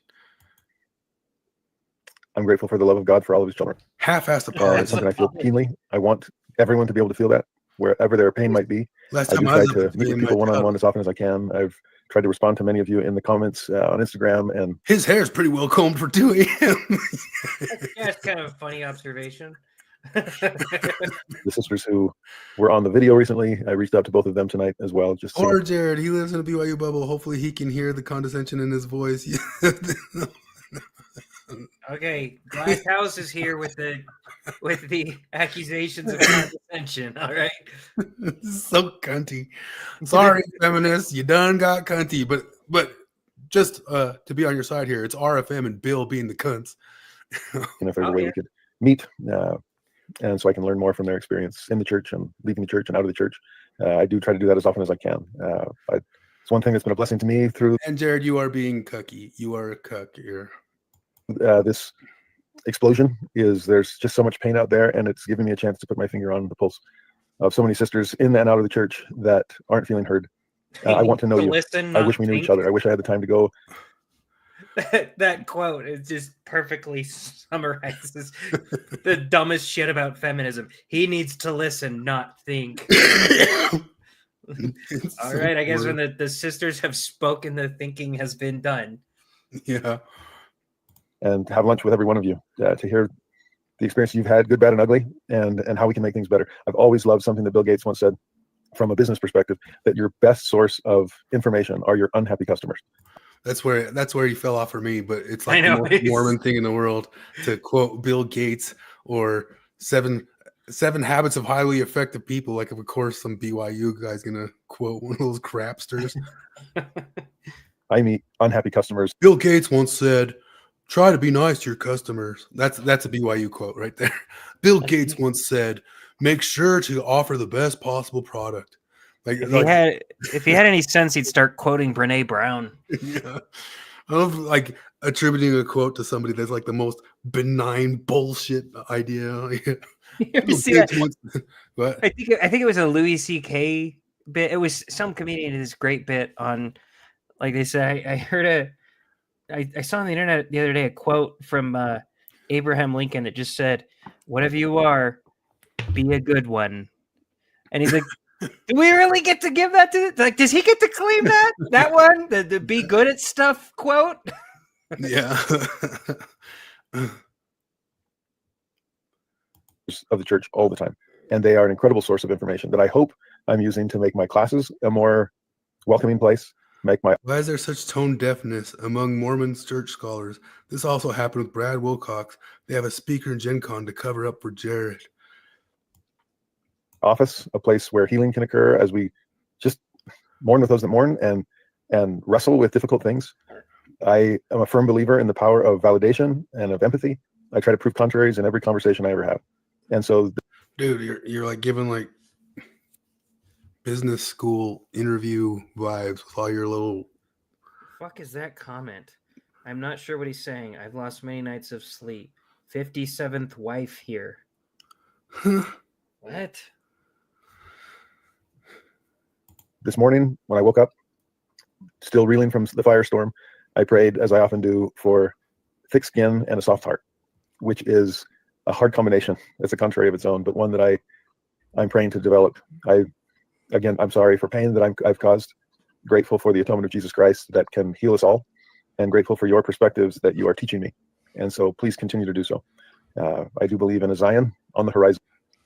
This apology, Ward Radio got all upset with him, like saying, "Leave him alone," that sorts of stuff. But he gets this long into an apology, and I'm like, "All right, take him down. Like, you can all have him. Mm-hmm. Get him to the wolves. You can have him." Like, he turned his ass to you. You can have it.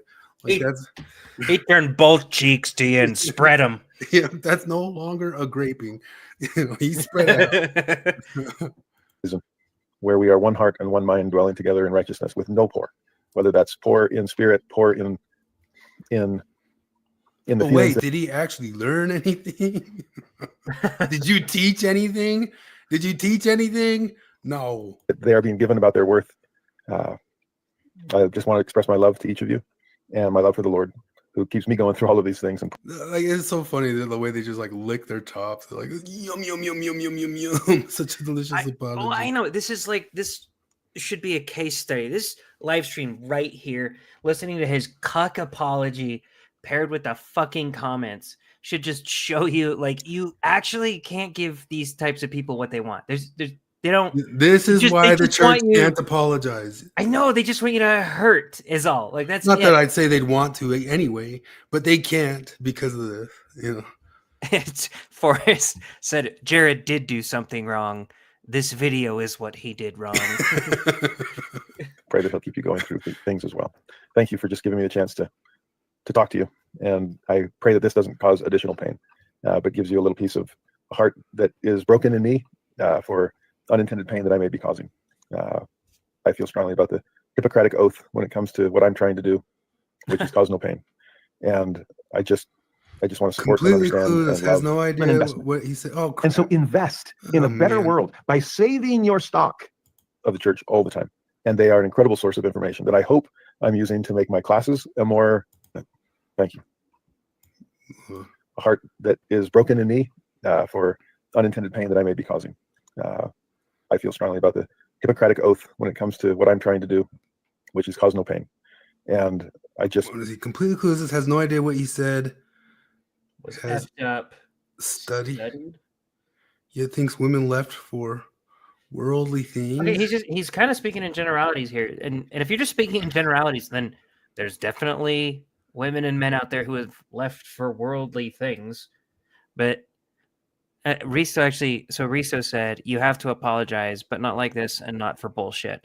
Like, yeah, this actually sort of lends to what I was talking about earlier. You can't apologize to a crowd very well. Well, yeah, you can't apologize to a crowd very well, but it's what I was talking about earlier, where the whole oppression is privilege is invisible to those who have it, right? That idea. So the only thing you can do there is trust every person that tells you anything about oppression ever. And so, yeah, apologize when you fuck up. But what they want you to do is just automatically believe them every time they tell you. There should be a little bit of pushback. If somebody says, you fucked up, you say, okay, how did I fuck up? And if they explain to you and you don't immediately agree, well, okay, I don't view that as a fuck up. Then if you just let yourself be held hostage like this all the time, then you're going to look like him. Yeah. I just want to support and understand and love and teach as the Savior would. And I'm a far cry from him, but I'm working on it. Thank you.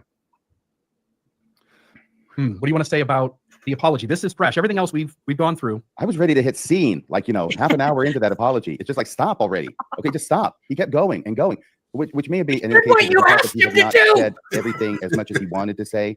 And I'm not sure that he ever got to it because there really weren't a lot of specifics. In other words, it would be helpful if he gave an example of something that he had learned from watching Julie, Hanks, and Britt on the show. Britt Hartley, right? Just something, anything. There were at least 3 times. By the way, my tongue is still sore from biting it during Friday night show. I was fighting with myself because you know how much I want to be a part of the discussion, okay? And how prone I am to interrupting. Yeah. But so I kept myself like Houdini in a straitjacket of sorts. But every now and then I would slip out to say something, right? But I wanted to be out of the way because what they were doing was absolutely phenomenal to watch them. And there were at least 3 instances to get to the point I was driving toward. I just want to say real quick that chicks rule, chicks rule, and guys drool. Baby, say my vagina. Say my vagina. Where I didn't say anything about it because I didn't want to interrupt what was going on. But there were at least 3 times when it was either Julie or Britt or a caller had said something that all. Thank you for restraining yourself, RFM. Is that what you think's happening here? Somebody so this actually, again. Thanks for not talking on your show Friday, RFM. Again, this is another Louis C.K. bit where he's talking about using word. This is what RFM is doing right now. He mentions that we always reach for the top shelf with our words. He's talking about being behind line, like behind line at a KFC. These 2 guys are talking, and he's like, "I got some chicken." He's like, "That's amazing." It's like, really amazing. That's the word you're going to use for a bucket of chicken. Amazing. What are you going to do when you walk your daughter down the aisle or you hold your first grandchild? You wasted amazing on a bucket of chicken. And that's what RFM is doing this whole time. This is phenomenal. Oh my God. He just drove it down into the abyss of hatred. Okay, no, like I would argue with you even if you called it like a dorky misstep. I'd be like, well, I don't think so. I think it was pretty normal, but I don't care that much. But the abyss of fuck off, man.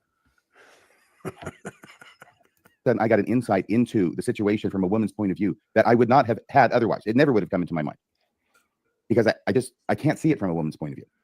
And sometimes I need some help. And I found that as I listened, even though I had to bite my tongue to do so, I learned some stuff. So I would just hope that. What did you learn, RFM? Just some stuff? What did you learn? Let's talk about specifics right now. You're getting mad at him for not being specific. So can you be specific right now? Oh, look, there's Brittany. Love you for that, RFM. Love you for knowing your fucking place on your own show, RFM. And might have learned one thing that he could have, shown that he actually had learned one thing. By the way, one other thing, everybody. This is just a point of order, okay? And if I were there with Jared, if he had asked me for some help in making this video, this is what I would have told him, okay? Knock off the crap about you're losing sleep. Knock off the crap about it's 2:22 in the morning, okay? Knock off the crap about how you're the victim here. This is not the look you want to portray. I have stood beside hundreds of people being sentenced for crimes when the judge is going. This is telling here the RFM feels or jumps on this or shows outright that he feels that this guy's apology is proof that he is a guilty party. You know, you got a fucking Kafka dude on as a lawyer. What a great to impose a sentence after they have their right to say what it is that they want to say, right? You have the right to talk to the judge before you get sentenced. I think it's called the right of allocution or something like that. But we always have a discussion before that happens. And the thing is, when you're in front of a judge and you're going to get sentenced for something you did, you don't want to. This is a sentencing RFM? Is that what it is? Numbnuts. Try and make yourself sound like you're the victim. And that the other person or somebody else was the aggressor, right? Well, you should have consulted with a fucking lawyer before this. Well, okay, but is he really like, okay, I'm not gonna defend Jared Halverson much in this cuck apology, but is he really much making himself out to be the victim here? He's kind of just saying, man, I fucked up. I fucked up so bad that I'm losing sleep over it. Like, maybe that's a little victim-y, but the rest of it is like, I'll accept your 7-year sentence, yeah, Judge, without doubting it, Judge. You judges of Israel. He's spewing your own platitudes back at you because that's what he thinks that you want. Because he's a little bitch, and he's just like, "You just take what you want, whatever you want. I'll do it. I'll do it. I swear to God. You want me to I'll hold space for you? I swear, I'll hold space for you." And you are valid.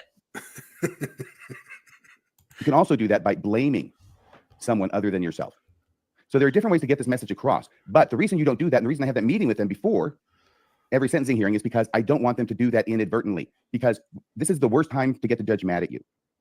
And the judge is going to get mad at you if you, having pleaded guilty or been found guilty of a crime standing in front of the judge, are now trying to say, I didn't do it. Yes, RFM, that was a way better way to show growth. That's the difference between RFM and Jared. RFM knows when to shut the fuck up and listen. Okay. RFM absolutely does not know when to shut the fuck up. That was one of the most annoying parts. I had to do that video with Jacob the other week, and so I had to watch that stupid criticism video that he did with Colby like 3 times looking for things I disagreed with. And I was like, man, if you would just shut the fuck up and let Colby talk, this could all be pretty reasonable for the most part. There's some doozies that Colby, but for the most part, it was RFM being a goddamn spurg and adding in his bullshit. And he kept interrupting Colby when he was trying to make like an important point. You sound like Clark Gable in 1979's. No, I'm just kidding. Okay, and it's somebody else's fault. It naturally generates some degree of wrath in a reasonable human being and judges. So that's why I would have told him, lose all of this stuff, which makes it look like, and I don't. This is sentencing, RFM. Is this a sentencing, you fucking round ball of bullshit? I don't know what's in your mind, but let me tell you the way it's going to play on TV. Get rid of all the stuff that makes it look like you are the victim. Just a suggestion. But I kind of think that's almost the point of this. He calls it an apology. I'll call it a response. I think he was so shocked by the response that he wanted to humanize himself in front of everyone by saying, I'm wounded. I am so feeling horrible that what I said caused this response. I'm losing sleep. I'm thankful for the atonement. I want everyone to be okay. I'm thankful for God's love. There was an awful lot of I'm that we heard. And I understand what he was trying to say. But the very glaring thing he never said is, we're going to fix this. We're going to fix this. I've learned something and we're going to do something about this. Did? I will give women the priesthood. Women, I, Jared Halverson, bequeath upon women the ability to become apostles. But he did say that. It's like he never said we're gonna fix this. He said I'm gonna listen to you. He said I'm listening to all these. Come have lunch with me and shit. Like I don't know if he was sincere in saying it, but like he said it because you told him to say it. And I think the reason he didn't say that is because he can't say that. I don't think anyone can say this at this point. I made another short today. One of his famous quotes from his original was, women outnumber men in the church, not at the pulpit, right? But at the pew. That's one of the things that really struck a chord. And I thought, what's coming up this weekend? Well, it's General Conference. And if you want to see what that means, women in the pews, not at the pulpit, I just invite you to take note again, year after year, where the women are. They're not at the pulpit. They're not able to speak. They're in the pews. So he was right on that one. But, you know, there has to be some kind of change, and he's not going to be the one to make it. I think he now maybe will try to learn from these unnamed women, right? He said he heard the opinions of some women. Maybe he'll try to learn something, change a perspective, but it's baked in, I feel. And there needs to be another kind of change There are people who have contacted me and said, no, it's no big deal. By the way, he's not going to come on our show. I'll get to that story here in a bit, though, Bill, when you ask me to. But the thing about this is that people have commented to me. Not an first, apology. I'm sorry you got upset at truth I spoke. Sorry, feminists, but sometimes that's part of the world here. That's what Thomas Sowell calls cosmic problems. Like, you guys are angry at him for noticing a cosmic problem. You know, we started at the beginning, causation and correlation, all that sorts of stuff. You're in a world of getting angry at people when they notice cosmic problems. Personally, you know, if he's going to meet with Julie, he's going to meet with Britt. You know, so what? This is just a performance. This is just the song and dance to move it on down the road until nobody cares about it, and then you go back to business as usual. And I said, yeah, I know what you're saying, and 9 times out of 10 in a situation like this, I would agree with you. I think that you're right. But what if this is the 1 out of 10? And what if we're not expecting a complete 180-degree shift in his views on this subject, but maybe just like, I don't know, 3 degrees shift? And is that worth taking the time to talk with a person who is reaching out after being called out somewhat, well, justifiably so, but certainly, you know, we didn't really spare him too much on Friday night. So it takes a certain strength of character to do that. And I think that should be noted. What depths of his soul did RFM reach into to find that tiny little modicum of reason to pull out? I do wish that he would come on this show. I did reach out to him. There was a listener to the show who messaged me and said, if you want the number for Jared. So he says maybe he'll go on with them in July or something like that. And they give the story. And then this is where they complain that the saying did nothing wrong was the Hitlerite. And then Bill Rill gives us a obviously AI generated scolding to tell him how to do the future better. Jared Halverson for apologizing. It's no small thing to publicly acknowledge that you caused harm, especially in a faith context that so often avoids direct accountability. He went further than institutional Mormonism typically does, and that deserves recognition. What? He went further than institutional Mormonism typically does, and that deserves recognition. Oh, wait. Oh, he's talking. I was thinking he was talking about like went further in offense. Okay. I was misunderstanding. He spoke up. He admitted there was pain, and that's a meaningful first step. Now, here's why that step, while appreciated, still leaves important work undone. When Jared Halverson published his short video encouraging women to stay in the church, he may have intended it as a faith-promoting message. Look at that. You offensive bastards. You spelled Halverson ER right there and OR in your video. Offensive. Embarrassing. But instead, he ended up exposing a glaring blind spot, one that many women immediately recognized as spiritual harm cloaked in benevolent patriarchy. Oh, to his credit, Jared issued an apology. A great first step. He seemed acutely aware that he had hurt people and not just a few. The response from women was overwhelming. But while he acknowledged the existence of pain, such didn't demonstrate that he truly understands what he did to cause that pain. More troubling was his unwillingness to name the source that helped him to begin to see it, namely the podcast and the articulate responses from Britt Hartley and Dr. Julie Hanks. Instead, he vaguely referenced a show without telling his audience where to hear those women's voices for themselves. This omission may seem minor, but in a faith that whitewashes and embellishes its history, withholds the full story, issues carefully worded responses, and refrains from accountability, Jared's apology can easily be seen as him wanting to protect his followers from the very perspectives he claims to be learning from. And that's not entirely his fault. The LDS Church tends to reward those who name its blind spots. The LDS Church doesn't tend to reward those who name its blind spots too directly. It's a culture that encourages soft landings and ambiguous language over sharp clarity and public reckoning. So it's understandable, though still regrettable, that Jared. Like, I can't. Like, that's enough AI scolding. Like, I can type in ChatGPT the scolding myself. Bill, thanks. Is AI just like God now? Yeah, he had this whole thing where he posted on Thoughtful Saints this long thing of, hey, this is the totality of racism in the church. He announced on there, this is everything, the grand total of everything racist about the Mormon church. And it was some 42-minute video. And of course, all the Thoughtful Saints were like, yeah, right. In 42 minutes, you covered all the race stuff. But he had initially released that same video with an AI voice thing, and then he re-recorded it reading it. And he says right at the top of the thing, this is with no spin. And so then I took the entire thing and plugged it into ChatGPT and asked if there was any spin. And of course it said yes. I have the ChatGPT saved of that it was all kind of spun a certain way. But then I also asked if they thought that ChatGPT had created it. And it said there are some specific things that kind of look changed, but it looks like the general outlay was probably ChatGPT created. But it definitely said there was spin. Not that there isn't troubles with the races in the church, but he said he promised at the beginning it was a no spin take, and ChatGPT disagreed when I plugged its entire script into ChatGPT and asked if there was spin. I think that's how Anthony does all of his replies. Yeah, he goes into ChatGPT Milk Toast Edition, and he's like, "Hey, respond to this. Be really, really empathetic and stuff." And it like releases 12 paragraphs, and he's like, "Could you please make it a little more long?"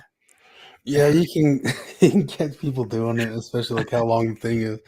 But anyway, this whole video, I don't want to watch this whole video, but what do I have marked? Like these people get into like, well, how about the idea? He asked these women from Faith Matters, and Jacob released a whole video on Faith Matters, and that Faith Matters is a whole community. I don't know what exactly are. There's like multiple podcasts and some sort of conference or something too, like everything that they are. Oh, I see Colch's thing is on right there. Look at that. Should we click on that and see what they're doing? But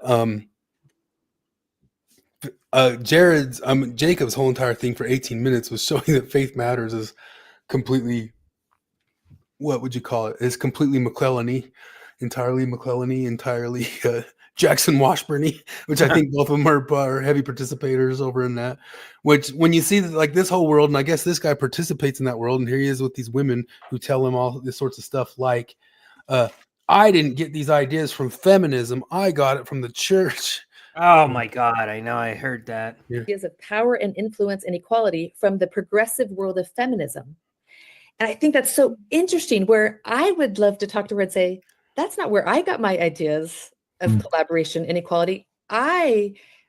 These ideas were cultivated in me by our very Latter-day Saint restoration doctrine, right? Hey, lady, does God exist? Answer me that question. Does God exist or not?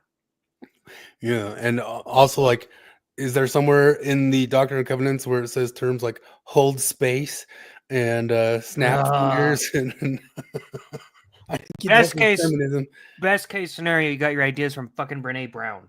Like, best case. Yeah. He says, like, do better at 17. Then he like asked some sort of thing like, what if once a month we came into the Relief Society and said, how about you women, we're just here to listen to you. So once a month, all the men go to Relief Society to get scolded by the women. And then they say, well, that sounds like a good idea, except it seems kind of patriarchal. If you come to us like you're teaching us something, we should come to you like we're teaching you something. I tell you, I met a fellow noticer in that comment section. So I responded to that exact point. I just said, I think a meeting telling men how to step up and be better husbands is a decent idea. We should also have a meeting telling women how to step up and be better wives. There's only one reply to it, and he's like, I remember when Elder Ballard, I believe, spoke at BYU on the topic of dating. He chastised young men, as they frequently do, to clean themselves up, stop doing this or that, and ask a girl on a date. No one cared at all until he said something to the effect of, and ladies, maybe put on a little lipstick once in a while, and everyone lost their mind. It's a double standard. Criticism and correction is a one-way street. Like, I had forgotten about that, but I remember when that happened, when he said, ladies, put on a little lipstick. Holy shit. I bet if we go back to the way back machine, we find out that DeLynn called that the next mass exodus event. I'm sure it was. Although that was probably before his time. That was like 90s, wasn't it? No. After DeLynn started? No, that wasn't 90s? That wasn't 90s, because I want to know like the date that one happened. Unless it got like redug up or something, but like I had left the church by the time that happened. Or that was Russell M. Ballard, was it? Or M. Russell Ballard. M. Russell Ballard. Oh yeah, I mixed those up. I wonder if ChatGPT will know. No, that one was funny because that was another one of the things where I'm in my angry ex-Mormon phase, and they give you they tell you that quote like he told the ladies to wear lipstick, and I was like, oh, that's maybe a little cunty, like.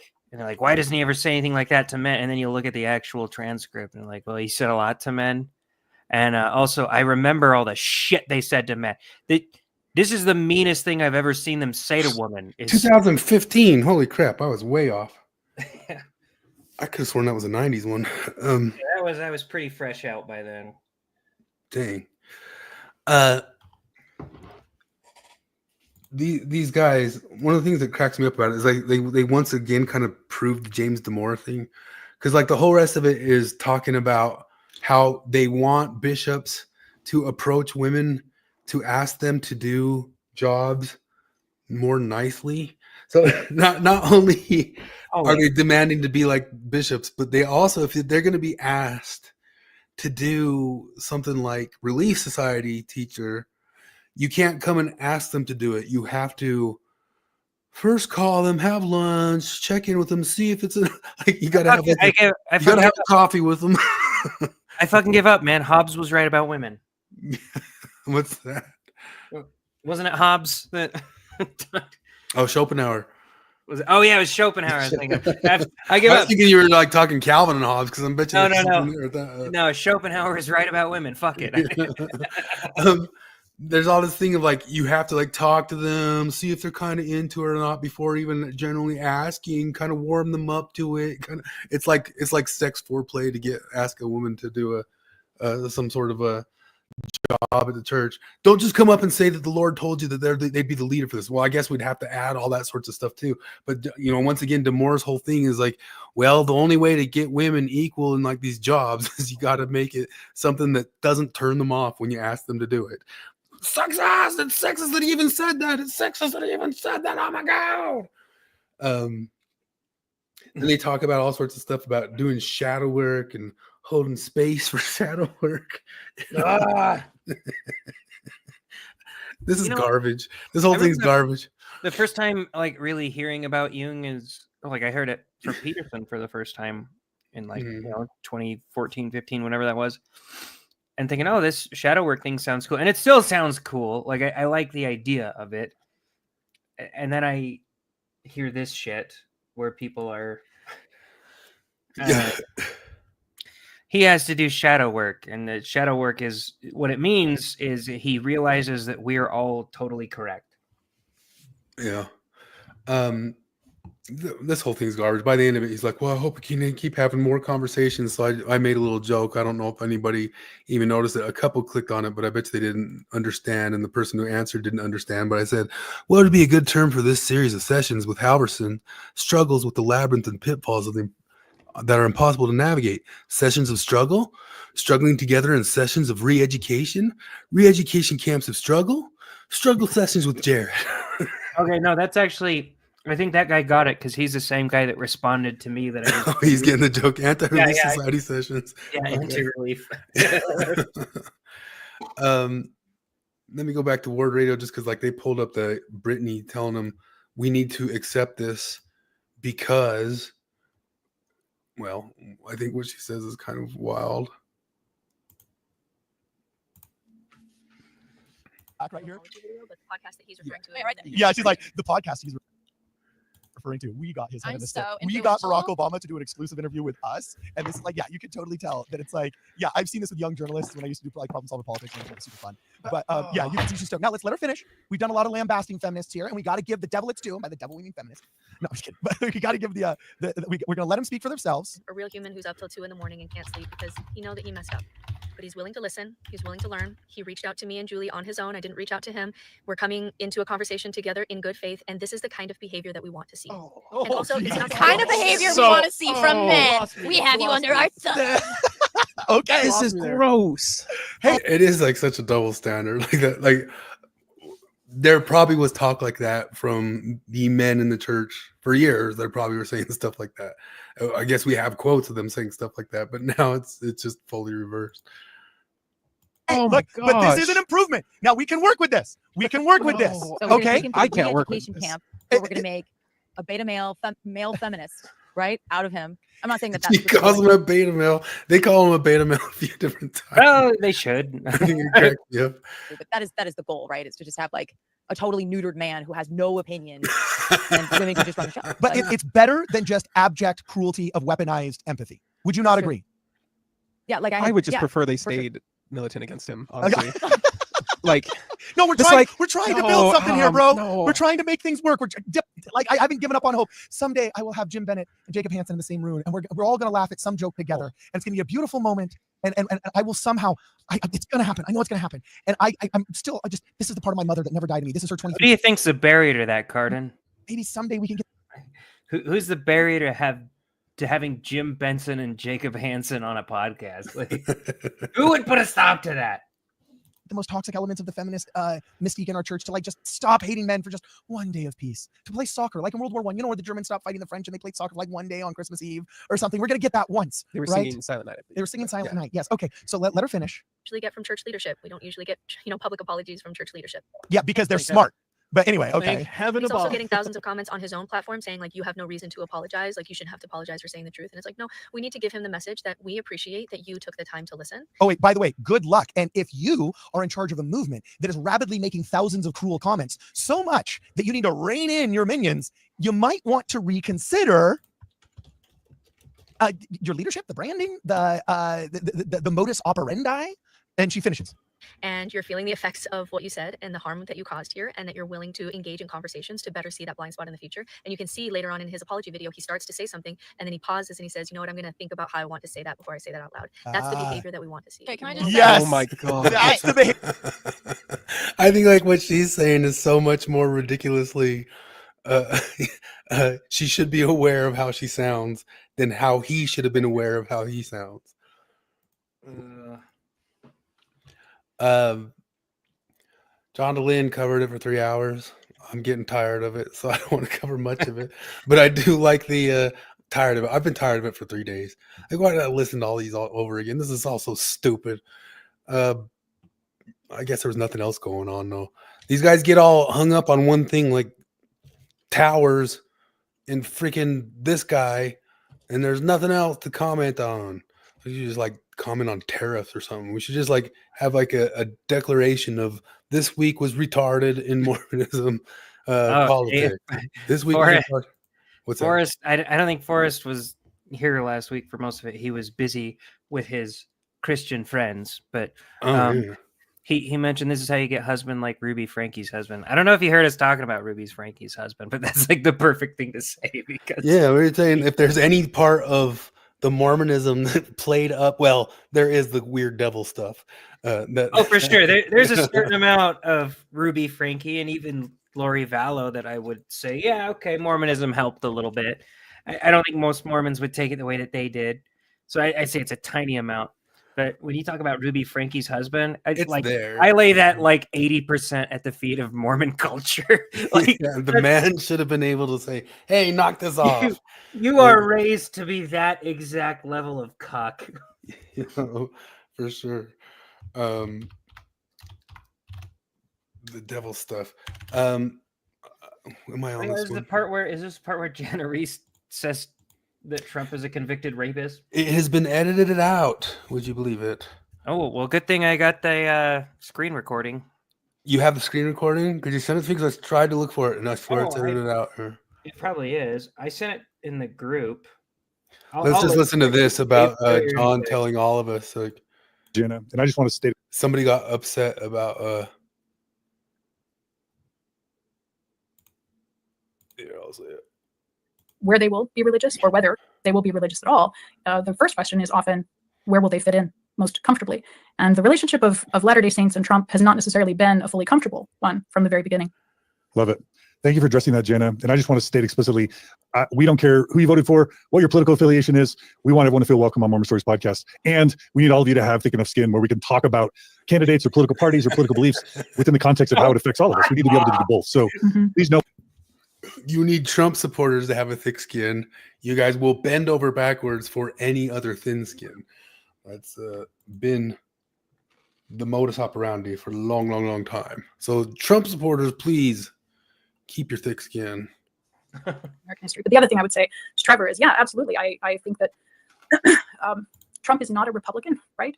He is a very different kind of politician. He is not traditionally conservative. He's certainly not the kind of person that you would have expected Mormon leaders to ever get behind, and someone that he is now a convicted rapist, basically, right? This is showing, though. Yeah, that is definitely edited out. Oh no, I believe it. Yeah, it's gone because I was just listening to that exact portion. I said, I swear it was somewhere around here, but it's edited out now. So, but we got it. Oh, now it's also back on YouTube because we put it back on there. We got the receipts, bitch. But John's gonna need you to have some thicker skin. Wouldn't you just love him say that to some feminists one time? Look, feminists, I know you got upset. I know you got upset that somebody said something a little bit not super, but since it's not that super, because you have some thick skin, I need to have a little bit of thick skin. You got some thick skin, okay? Your John Dolin is Mr. Mackey, and I like it. It's pretty much that. Thick skin, okay? Mitchell Clark missed the general conference endorsement of Trump. I just saw something today that like shows how it's gone to about 50%. Like Mormons are one of the only demographics in the country that have gone, well, for sure, like conservative demographics that have gone down on Trump. Yeah. Well, if you look, it was like I think Mormonism was the only religious, like the only Christian religion that went down in Trump support in 2024. But also, if you ask, like, I would put money on Nelson voting for Harris and Biden and Clinton before that, you know. Oh yeah, totally. Here it is. Share this screen instead. Look at this. Yeah, there it is. Across the rates, it's gone down. Vote share in the U.S. election for voters, 50%. And I mean, it was already like pretty heavily Republican, but it's gone down quite a shift. It actually already kind of was in 2016. Wow, that was Evan McMullen. Other candidate part, but I mean, yeah, it's still gone down 20%. Yeah, the Mormons went stupid over that Fed dipshit. Yeah, I was even hyper aware of him at the time frame, but what's he gonna do? I don't have like that terrible many slides here. It's 10:10. I might need to cut it. Flip said he was gonna try to get here, but I don't know like how close he's getting. I've got Charlie here tonight as a rare one, and I might want to try to get to walking him sooner than normal. But you do what you do. I don't know. There wasn't anything else this week besides that. I mean, I guess those guys covered the Arthur Clarke stuff. Did you look at any of that when I don't know what Arthur Clarke is. The Mormon discussion guys covered it. John Dolin covered it like 2-3 weeks ago. There's some sort of claim that this guy, supposedly Joseph Smith used his Bible translation stuff or his Bible translation, and they think it's a very, very big smoking gun on that one. That's the only other Mormon stuff I saw going on. Jacob got to go have more conversations with, and Forrest got to go with the Christians. But I don't know that there's that much Mormon stuff happening. Jacob had a episode this week, I think yesterday, with what is his God Logic? I think I've never heard of him before, but I've seen that guy. Yeah. Oh, Jacob also said that Andrew Wilson's been trying to get a hold of him. I tried to talk to him a little bit and say, yeah, you should go ahead and talk with him, because Andrew Wilson and Jay Dyer, I listen to quite a bit, and Jay Dyer would be, I think, an interesting one. He'd be rough. Andrew and Jay would be rough, but they'd also be polite with him if he just, all he would have to do to get them to back off a little bit, because I've seen them have their debates with some Catholics called Rules for Renegades, and all he would have to do to get them to back off a little bit is just to admit to some secret combination worry, which is what the Rules for Renegades do. Like they admit that they're worried about Pope Francis and the stuff that he runs with, and so then they kind of lay off being cutthroat. Because those guys are ortho bros. Andrew Wilson and Jay Dyer are hardcore Orthodox. You think Jacob would do that though? Say, yeah, I think he would, because I mean, all the Rules for Renegades guys do is say, they don't say like Pope Francis is an asset. They say, well, I mean, they worry about Pope Francis pretty hard, but they say there's good people in there and there's other stuff, but there's reason to worry about the world. Do you think you could get Jacob to say he's worried about Russell M. Nelson? I don't know if he'd say that specifically, but he could definitely say, I mean, it's in scripture to say you're supposed to worry about secret combinations getting into your church. I mean, that's just scriptural, right? That's just part of LDS thought, you know? And I think that's all he'd have to really say to kind of get on there.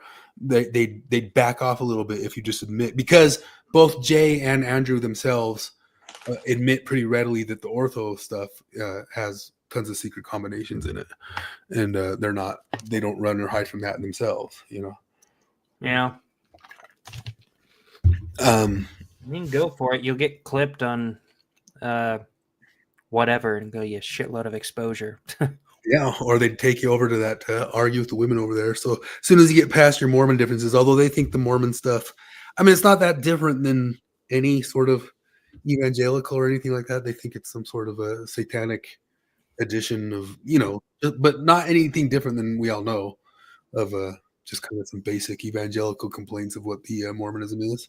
Yeah, I mean, I imagine Jacob would be a lot nicer arguing with dumb whores than Andrew is.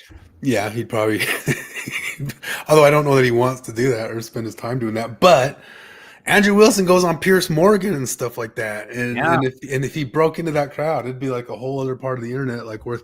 And Jay Dyer does writing for and pops up with Sam Hyde.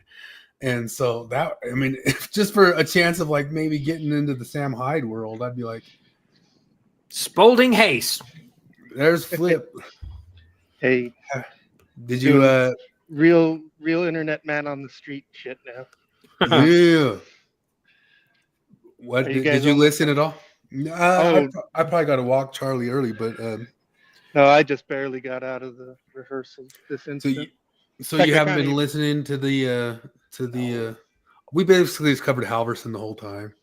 Yeah, probably already covered everything, but the only things I had to say about that were so first off, what they want is just their straw man of what they imagine priesthood authority actually is. Like, did you guys cover the whole thing about how, I mean, like, what is priesthood authority really? Yeah. Like, there's nothing there. We mentioned again your little discussion with Lindsay Hansen Park when she bragged about getting a blessing. Did it work? And you asked if it worked. It was an honest question too. Yeah, but then the other thing also is that the only other thing I had to say about all that is that at the end when he does his whole like, well, what can we do thing, and they say holding space. What's the dumb list of shit they give? But it all is just a euphemism for sit down and shut up. Yeah. Like, that's what they want. What they want is to not be talked back to or criticized in any way, shape, or form whatsoever. That's their agenda, is give us what we want and shut the fuck up. That's what holding space means. That's what all that shit means.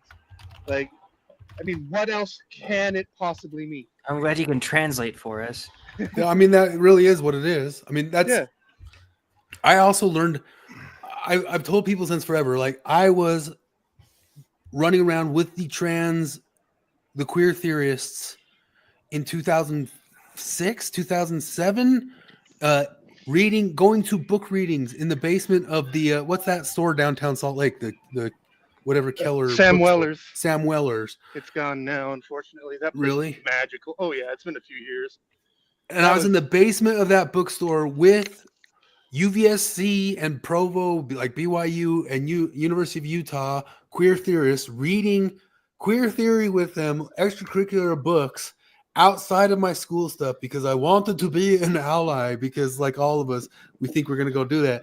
And sometimes I swear these people like RFM just haven't had enough close exposure to really understand like who they're dealing with. And it was through those very classes that I learned that my role was to be like a stand-in for who to scream at. Like I was quiet. Like I was quiet there. Like I didn't say anything. I didn't have even like half of my opinion. This is before I even learned all the stuff of the trouble or problems with it. I just said, I'm just here to read and listen. And then I realized pretty quick, like I was a pretty good at stand-in for their dads who they wanted to scream at. You know, and just shut up and sit there and listen to us scream and hear about our pain and all that sorts of stuff and whatever. I wish you would have told me about that before I talked to Maven. Yeah, there's that, and then there's the whole thing of like they felt like anybody who was not themselves queer or trans who tried to come and be a part of the movement was usurping being part of the movement. You know what I mean? So you couldn't like they were mad at Brokeback Mountain because those were straight people who took up their cause. They were mad at Rent because there were straight people in that who took up, like, extremely mad. They were more mad at them than they were at just like the average Christian Joe. They were mad at anybody who barged in on their activism. Yeah. Oh, and I had one other thing to say about the Jacob Half-a-Man conversation. But that is when they said, when they're talking about priesthood roles and shit, and they say, what if the roles were reversed? I can already tell you exactly how that would go. Those exact same three ladies would be on YouTube complaining about how it was oppressive that they had so much responsibility and expectation put on them. That's exactly what would happen. And the men would be happy to be at home with the kids, watching TV, and occasionally doing housework. Like, that's what would happen if the roles were reversed. There's this part I remember, whatever reason, the Ang Lee Hulk movie from 2003. I don't know why I remember this part, but like his dad, Nick Nolte, I think, was like trying to take his Hulk power, and the way he beats him, he goes, "You want my power? Take it all!" And then it like overwhelms him, and that's what I think of with this. Like, okay, take the priesthood power. You can have it, all of it. You got every bit of priesthood power in my body. No, 100%. They would absolutely be just doing the exact same moaning they're doing now.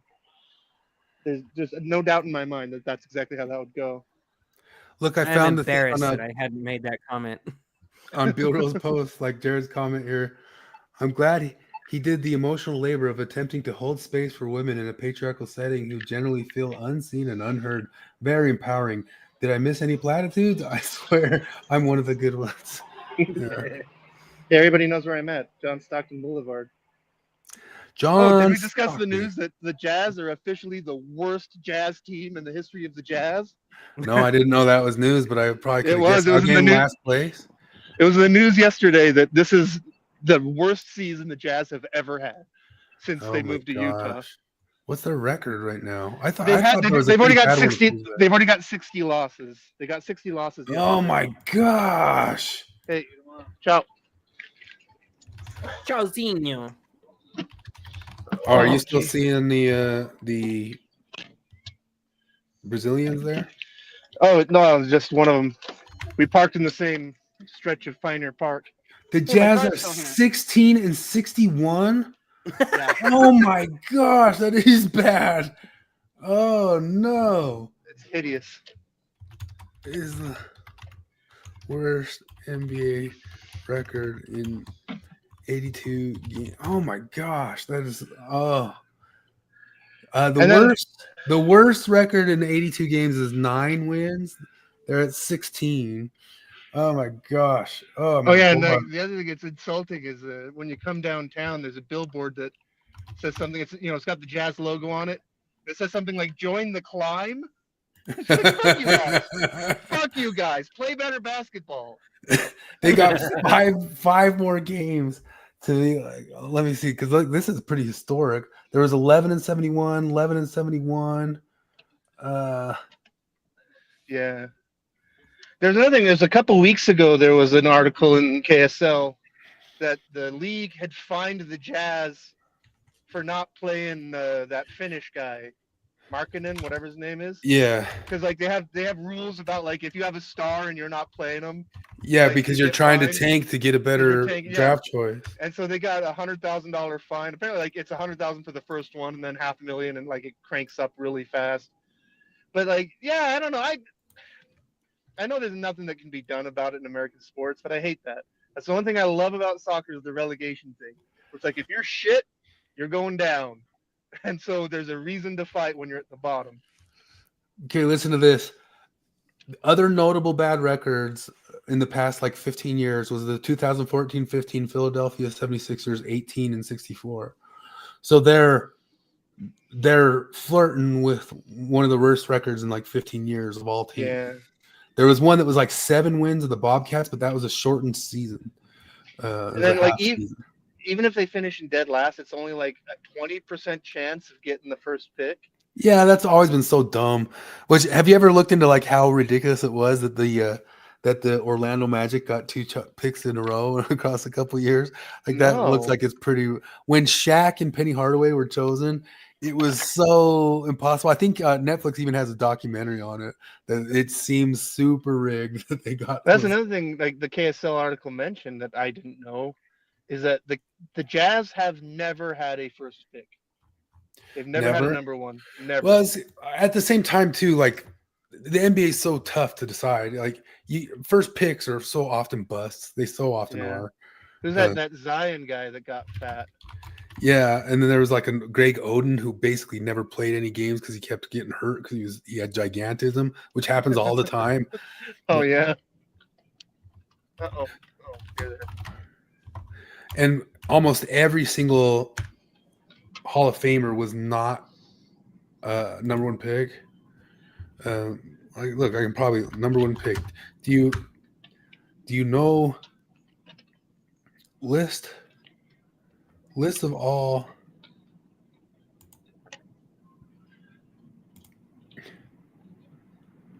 You got Dwight Howard, Olowokandi, nobody cares. Elton Brand was good, but he wasn't great. Kenyon Martin, meh. Kwame Brown, meh. Yao Ming would have been cool, but at the same time, he didn't win you any championships. So LeBron James is one. Dwight Howard, yeah. Andrew Bogut from the University of Utah. I didn't even know that he went number one. He wasn't number one? I had no idea. I forgot about that. But I mean, he won some championships, but it wasn't really because of him. He was on those Golden State Warrior teams that were pretty good. Bangani, I don't even remember that dude. Greg Oden basically got injured entirely. Derrick Rose got pretty injured like 5 years in. He was good. Blake Griffin was a number one. John Wall. No championships. Kyrie Irving did some really good stuff, but and he's still out there being a weirdo, and he talks about the Jews. Well, when Real Salt Lake, their first year, they got the number one pick, and the terrible coach that they had picked this kid who was 16-year-old, and he barely played and was out of the league within a couple of seasons. And his leading statistic over his career as a soccer player was yellow cards. Wow. Yeah, he was like, and I think it was just one of those things where like it was like just a psychology thing, like he just wasn't into it. Well, it's one of those things that, you know, it's almost kind of like Moneyball stuff. You can't guess at it. Like Stockton, both, I can't remember like where Malone was, but he was like 13 or 14, I think 12, and Stockton was like 18. Wow. You know? Yeah, they were way down there. But anyway, I have a bunch of slides, but they're all kind of dumb. Flip, you said you read about that UK show about the stabby kids?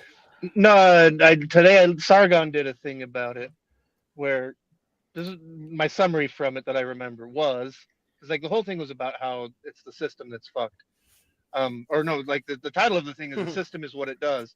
But one thing he said about the show is that the show is very, very well written. But basically that like in the show, the story is that this kid got radicalized by the bully. You know, like apparently there's a scene where the detective is like asking him about like Andrew Tate and shit, and he doesn't know what that is. You know, and basically the way the show portrays it is that the kid learns about the concept of incels by being called one by a female bully. You know, and like I get, yeah, it was kind of interesting. I mean, Sargon. So the show's more nuanced than the politicians are. The way Sargon makes it sound is that like, oh yeah, it's way more. Yeah, like he made it sound like it's actually a pretty decent show. Like you said, it was very well written. Well, there keeps being things though too, like that Barbie stuff where they accidentally make stuff sensible and they don't realize that they made it. It's definitely well, I don't know if it's accidental, but everybody's interpreting it in that way because even Keir Starmer is talking about how they should start showing it for free in public schools. Forgot to get my phone charger. Homeless people like to steal them out of my car. Uh-oh. How can homeless people are poor? How can they have phones? It's amazing to me. That's one of the most stunning things about our economy is that homeless people have smartphones. Well, I always thought it was wild just learning that our impoverished are beasts with smartphones. I always thought it was wild finding out that like people had them in like all corners of Africa and wherever. You know? Yeah, no, they've become like the thing.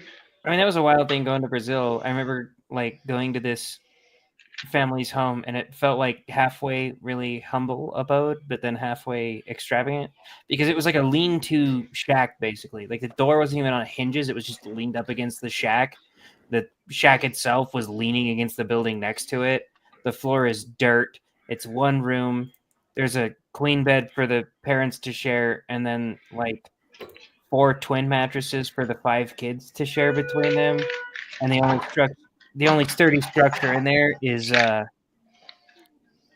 bathroom that's made of the porcelain bricks, and it's really small. It was like a studio-sized thing, but they had a gaming PC in there, and they had like a 55-inch flat screen with surround sound hooked up, and they all had smartphones. It was wild. Yeah, That's crazy. crazy. Yeah, I mean, I was All out right, there you before. guys- What's that? Are you wrapping up here quick? I'm wrapping up because I got Charlie, and I got to go walk to Charlie. And All right. they made this week of Mormonism lame by focusing on this one lame story that was really lame. Oh, did you guys talk about the holding space statue dedicated to women and how great they are that the church unveiled this week? Let me Gotta throw that up. But yeah, I'm gonna bail because I'm just getting home, and by the time I get the computer set up, you guys will be done. So I'll see Okay, well everybody. next week we'll be next week. reviewing all like 7 million hours of General Conference, so make sure you watch that. Well, that's right. That's happening, isn't it? Yeah. Oh, Mormons! All right. I'm not listening to any General Conference. Oh, hell no. Here's your. I got your screen flip. Oh, did Flip leave? Yeah, he checked out. Oh, I was gonna pull up his thing of the women, the church. Right when they're complaining about all the stuff with women, the church unveils new statue on Temple Square highlighting the ministry of women. Oh, that's a bunch of crap. What is it like is it the 5 virgins or something, or is it I just? don't know what they are, man. It's just these, whatever the heck these are. There's not 5 of them.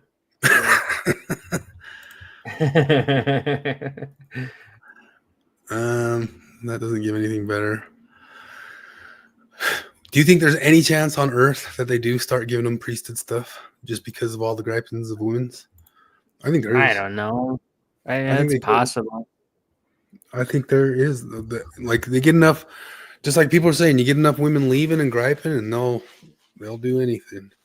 Yeah, I don't know. Well, it depends because once I don't know. My impression of Oaks is kind of somewhat the same as a lot of ex-Mormons' perspectives of Oaks. A little bit different in that I think he does have that businessy risk aversion sense to him, but also he does seem pretty like hardline traditionalist, So, and then once you get to Bednar will be the prophet for like 16 years or something if things pan out the way that they normally do with life expectancies. And I don't know that Bednar would let that shit fly. Yeah, probably not. I mean, he wouldn't change it back. Like if they change it before he's the prophet, I don't think he'd change it back because they don't do that. But like they'll never. I don't know. I shouldn't say never. I don't think they'll get rid of coffee being illegal. Oh, they just barely had that. They barely had that podcast from that. I forget which channel. There's so many of those Mormon channels, but they said things that might change, and they said coffee might change. It was Scripture Central or something like that. But they were just guessing at it. They didn't have any inside info.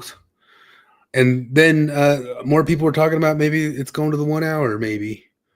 You said you saw something about that. Yeah, it was a rumor floating around the Mormon Reddit sphere, and my first reaction is to be like, they're not going to do that. But that was my reaction to the 2-hour church thing as well, so it's possible.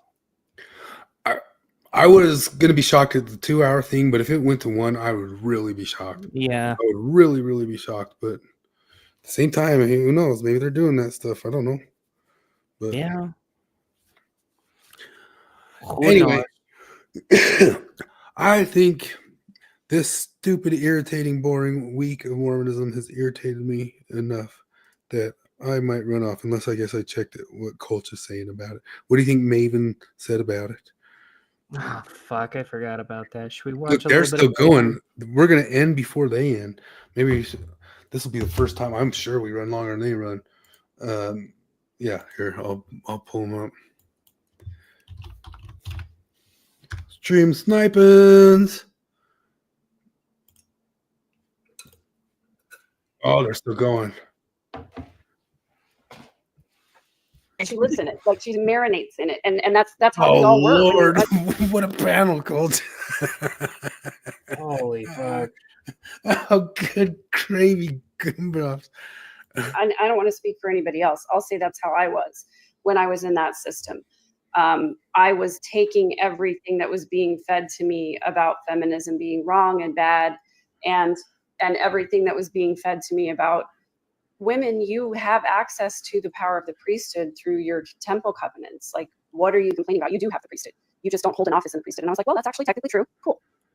Also, these girls are just full of shit. Like the fact that they're even on a podcast, like at their era in my life, I would have been home grinding the wheat, taking care of the chickens, taking care of my 5 babies. Yeah. It's because and of like, us talking. Yeah, I would have never been And able then to I'm like like, have a bring women podcast, on. have a People wanna hear job. what women say, so come on and say the things that we say. That's really why. Should we say something mean about Maven's shirt there so that like she can bitch about that trauma for the next 15 years? They should all be Yeah, look, Church of excommunicated Korihor. for being Harley hateful, speaks for me. vile Woke human and beings. neuter the They're church not Mormon, sounds they're hot, not to be Christian. honest.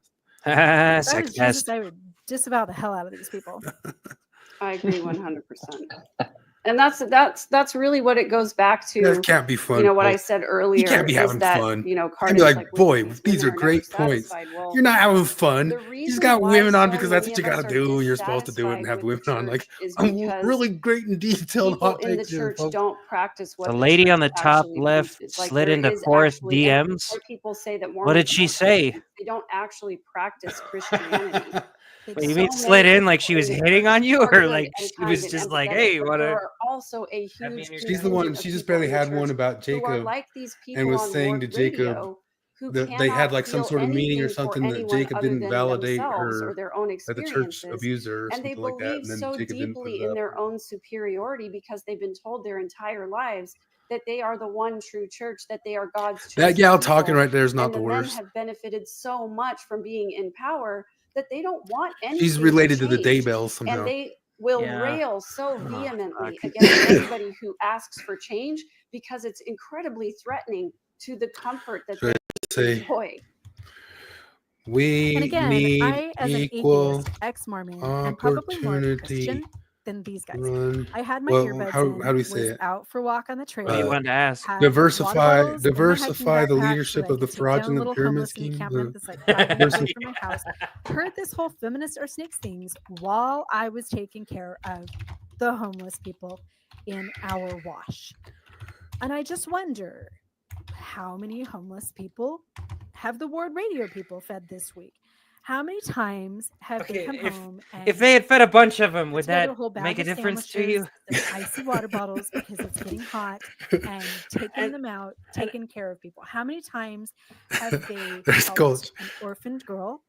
How many times have they actually gone out of their way to love and serve anybody? Coach looks What's tired. up? Having I fun? will post a list of so many things that I have done on my own. every Socrates, single are day you flipped from to horse be a from good porch human time? being. No religion necessary.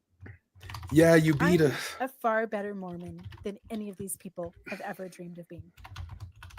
They're asking I if I'm also flipped. regularly come across more homeless than I bet any of them do, and I guarantee that I I can treat channel them with him, more though. compassion and less judgment than they will when they see them on the street.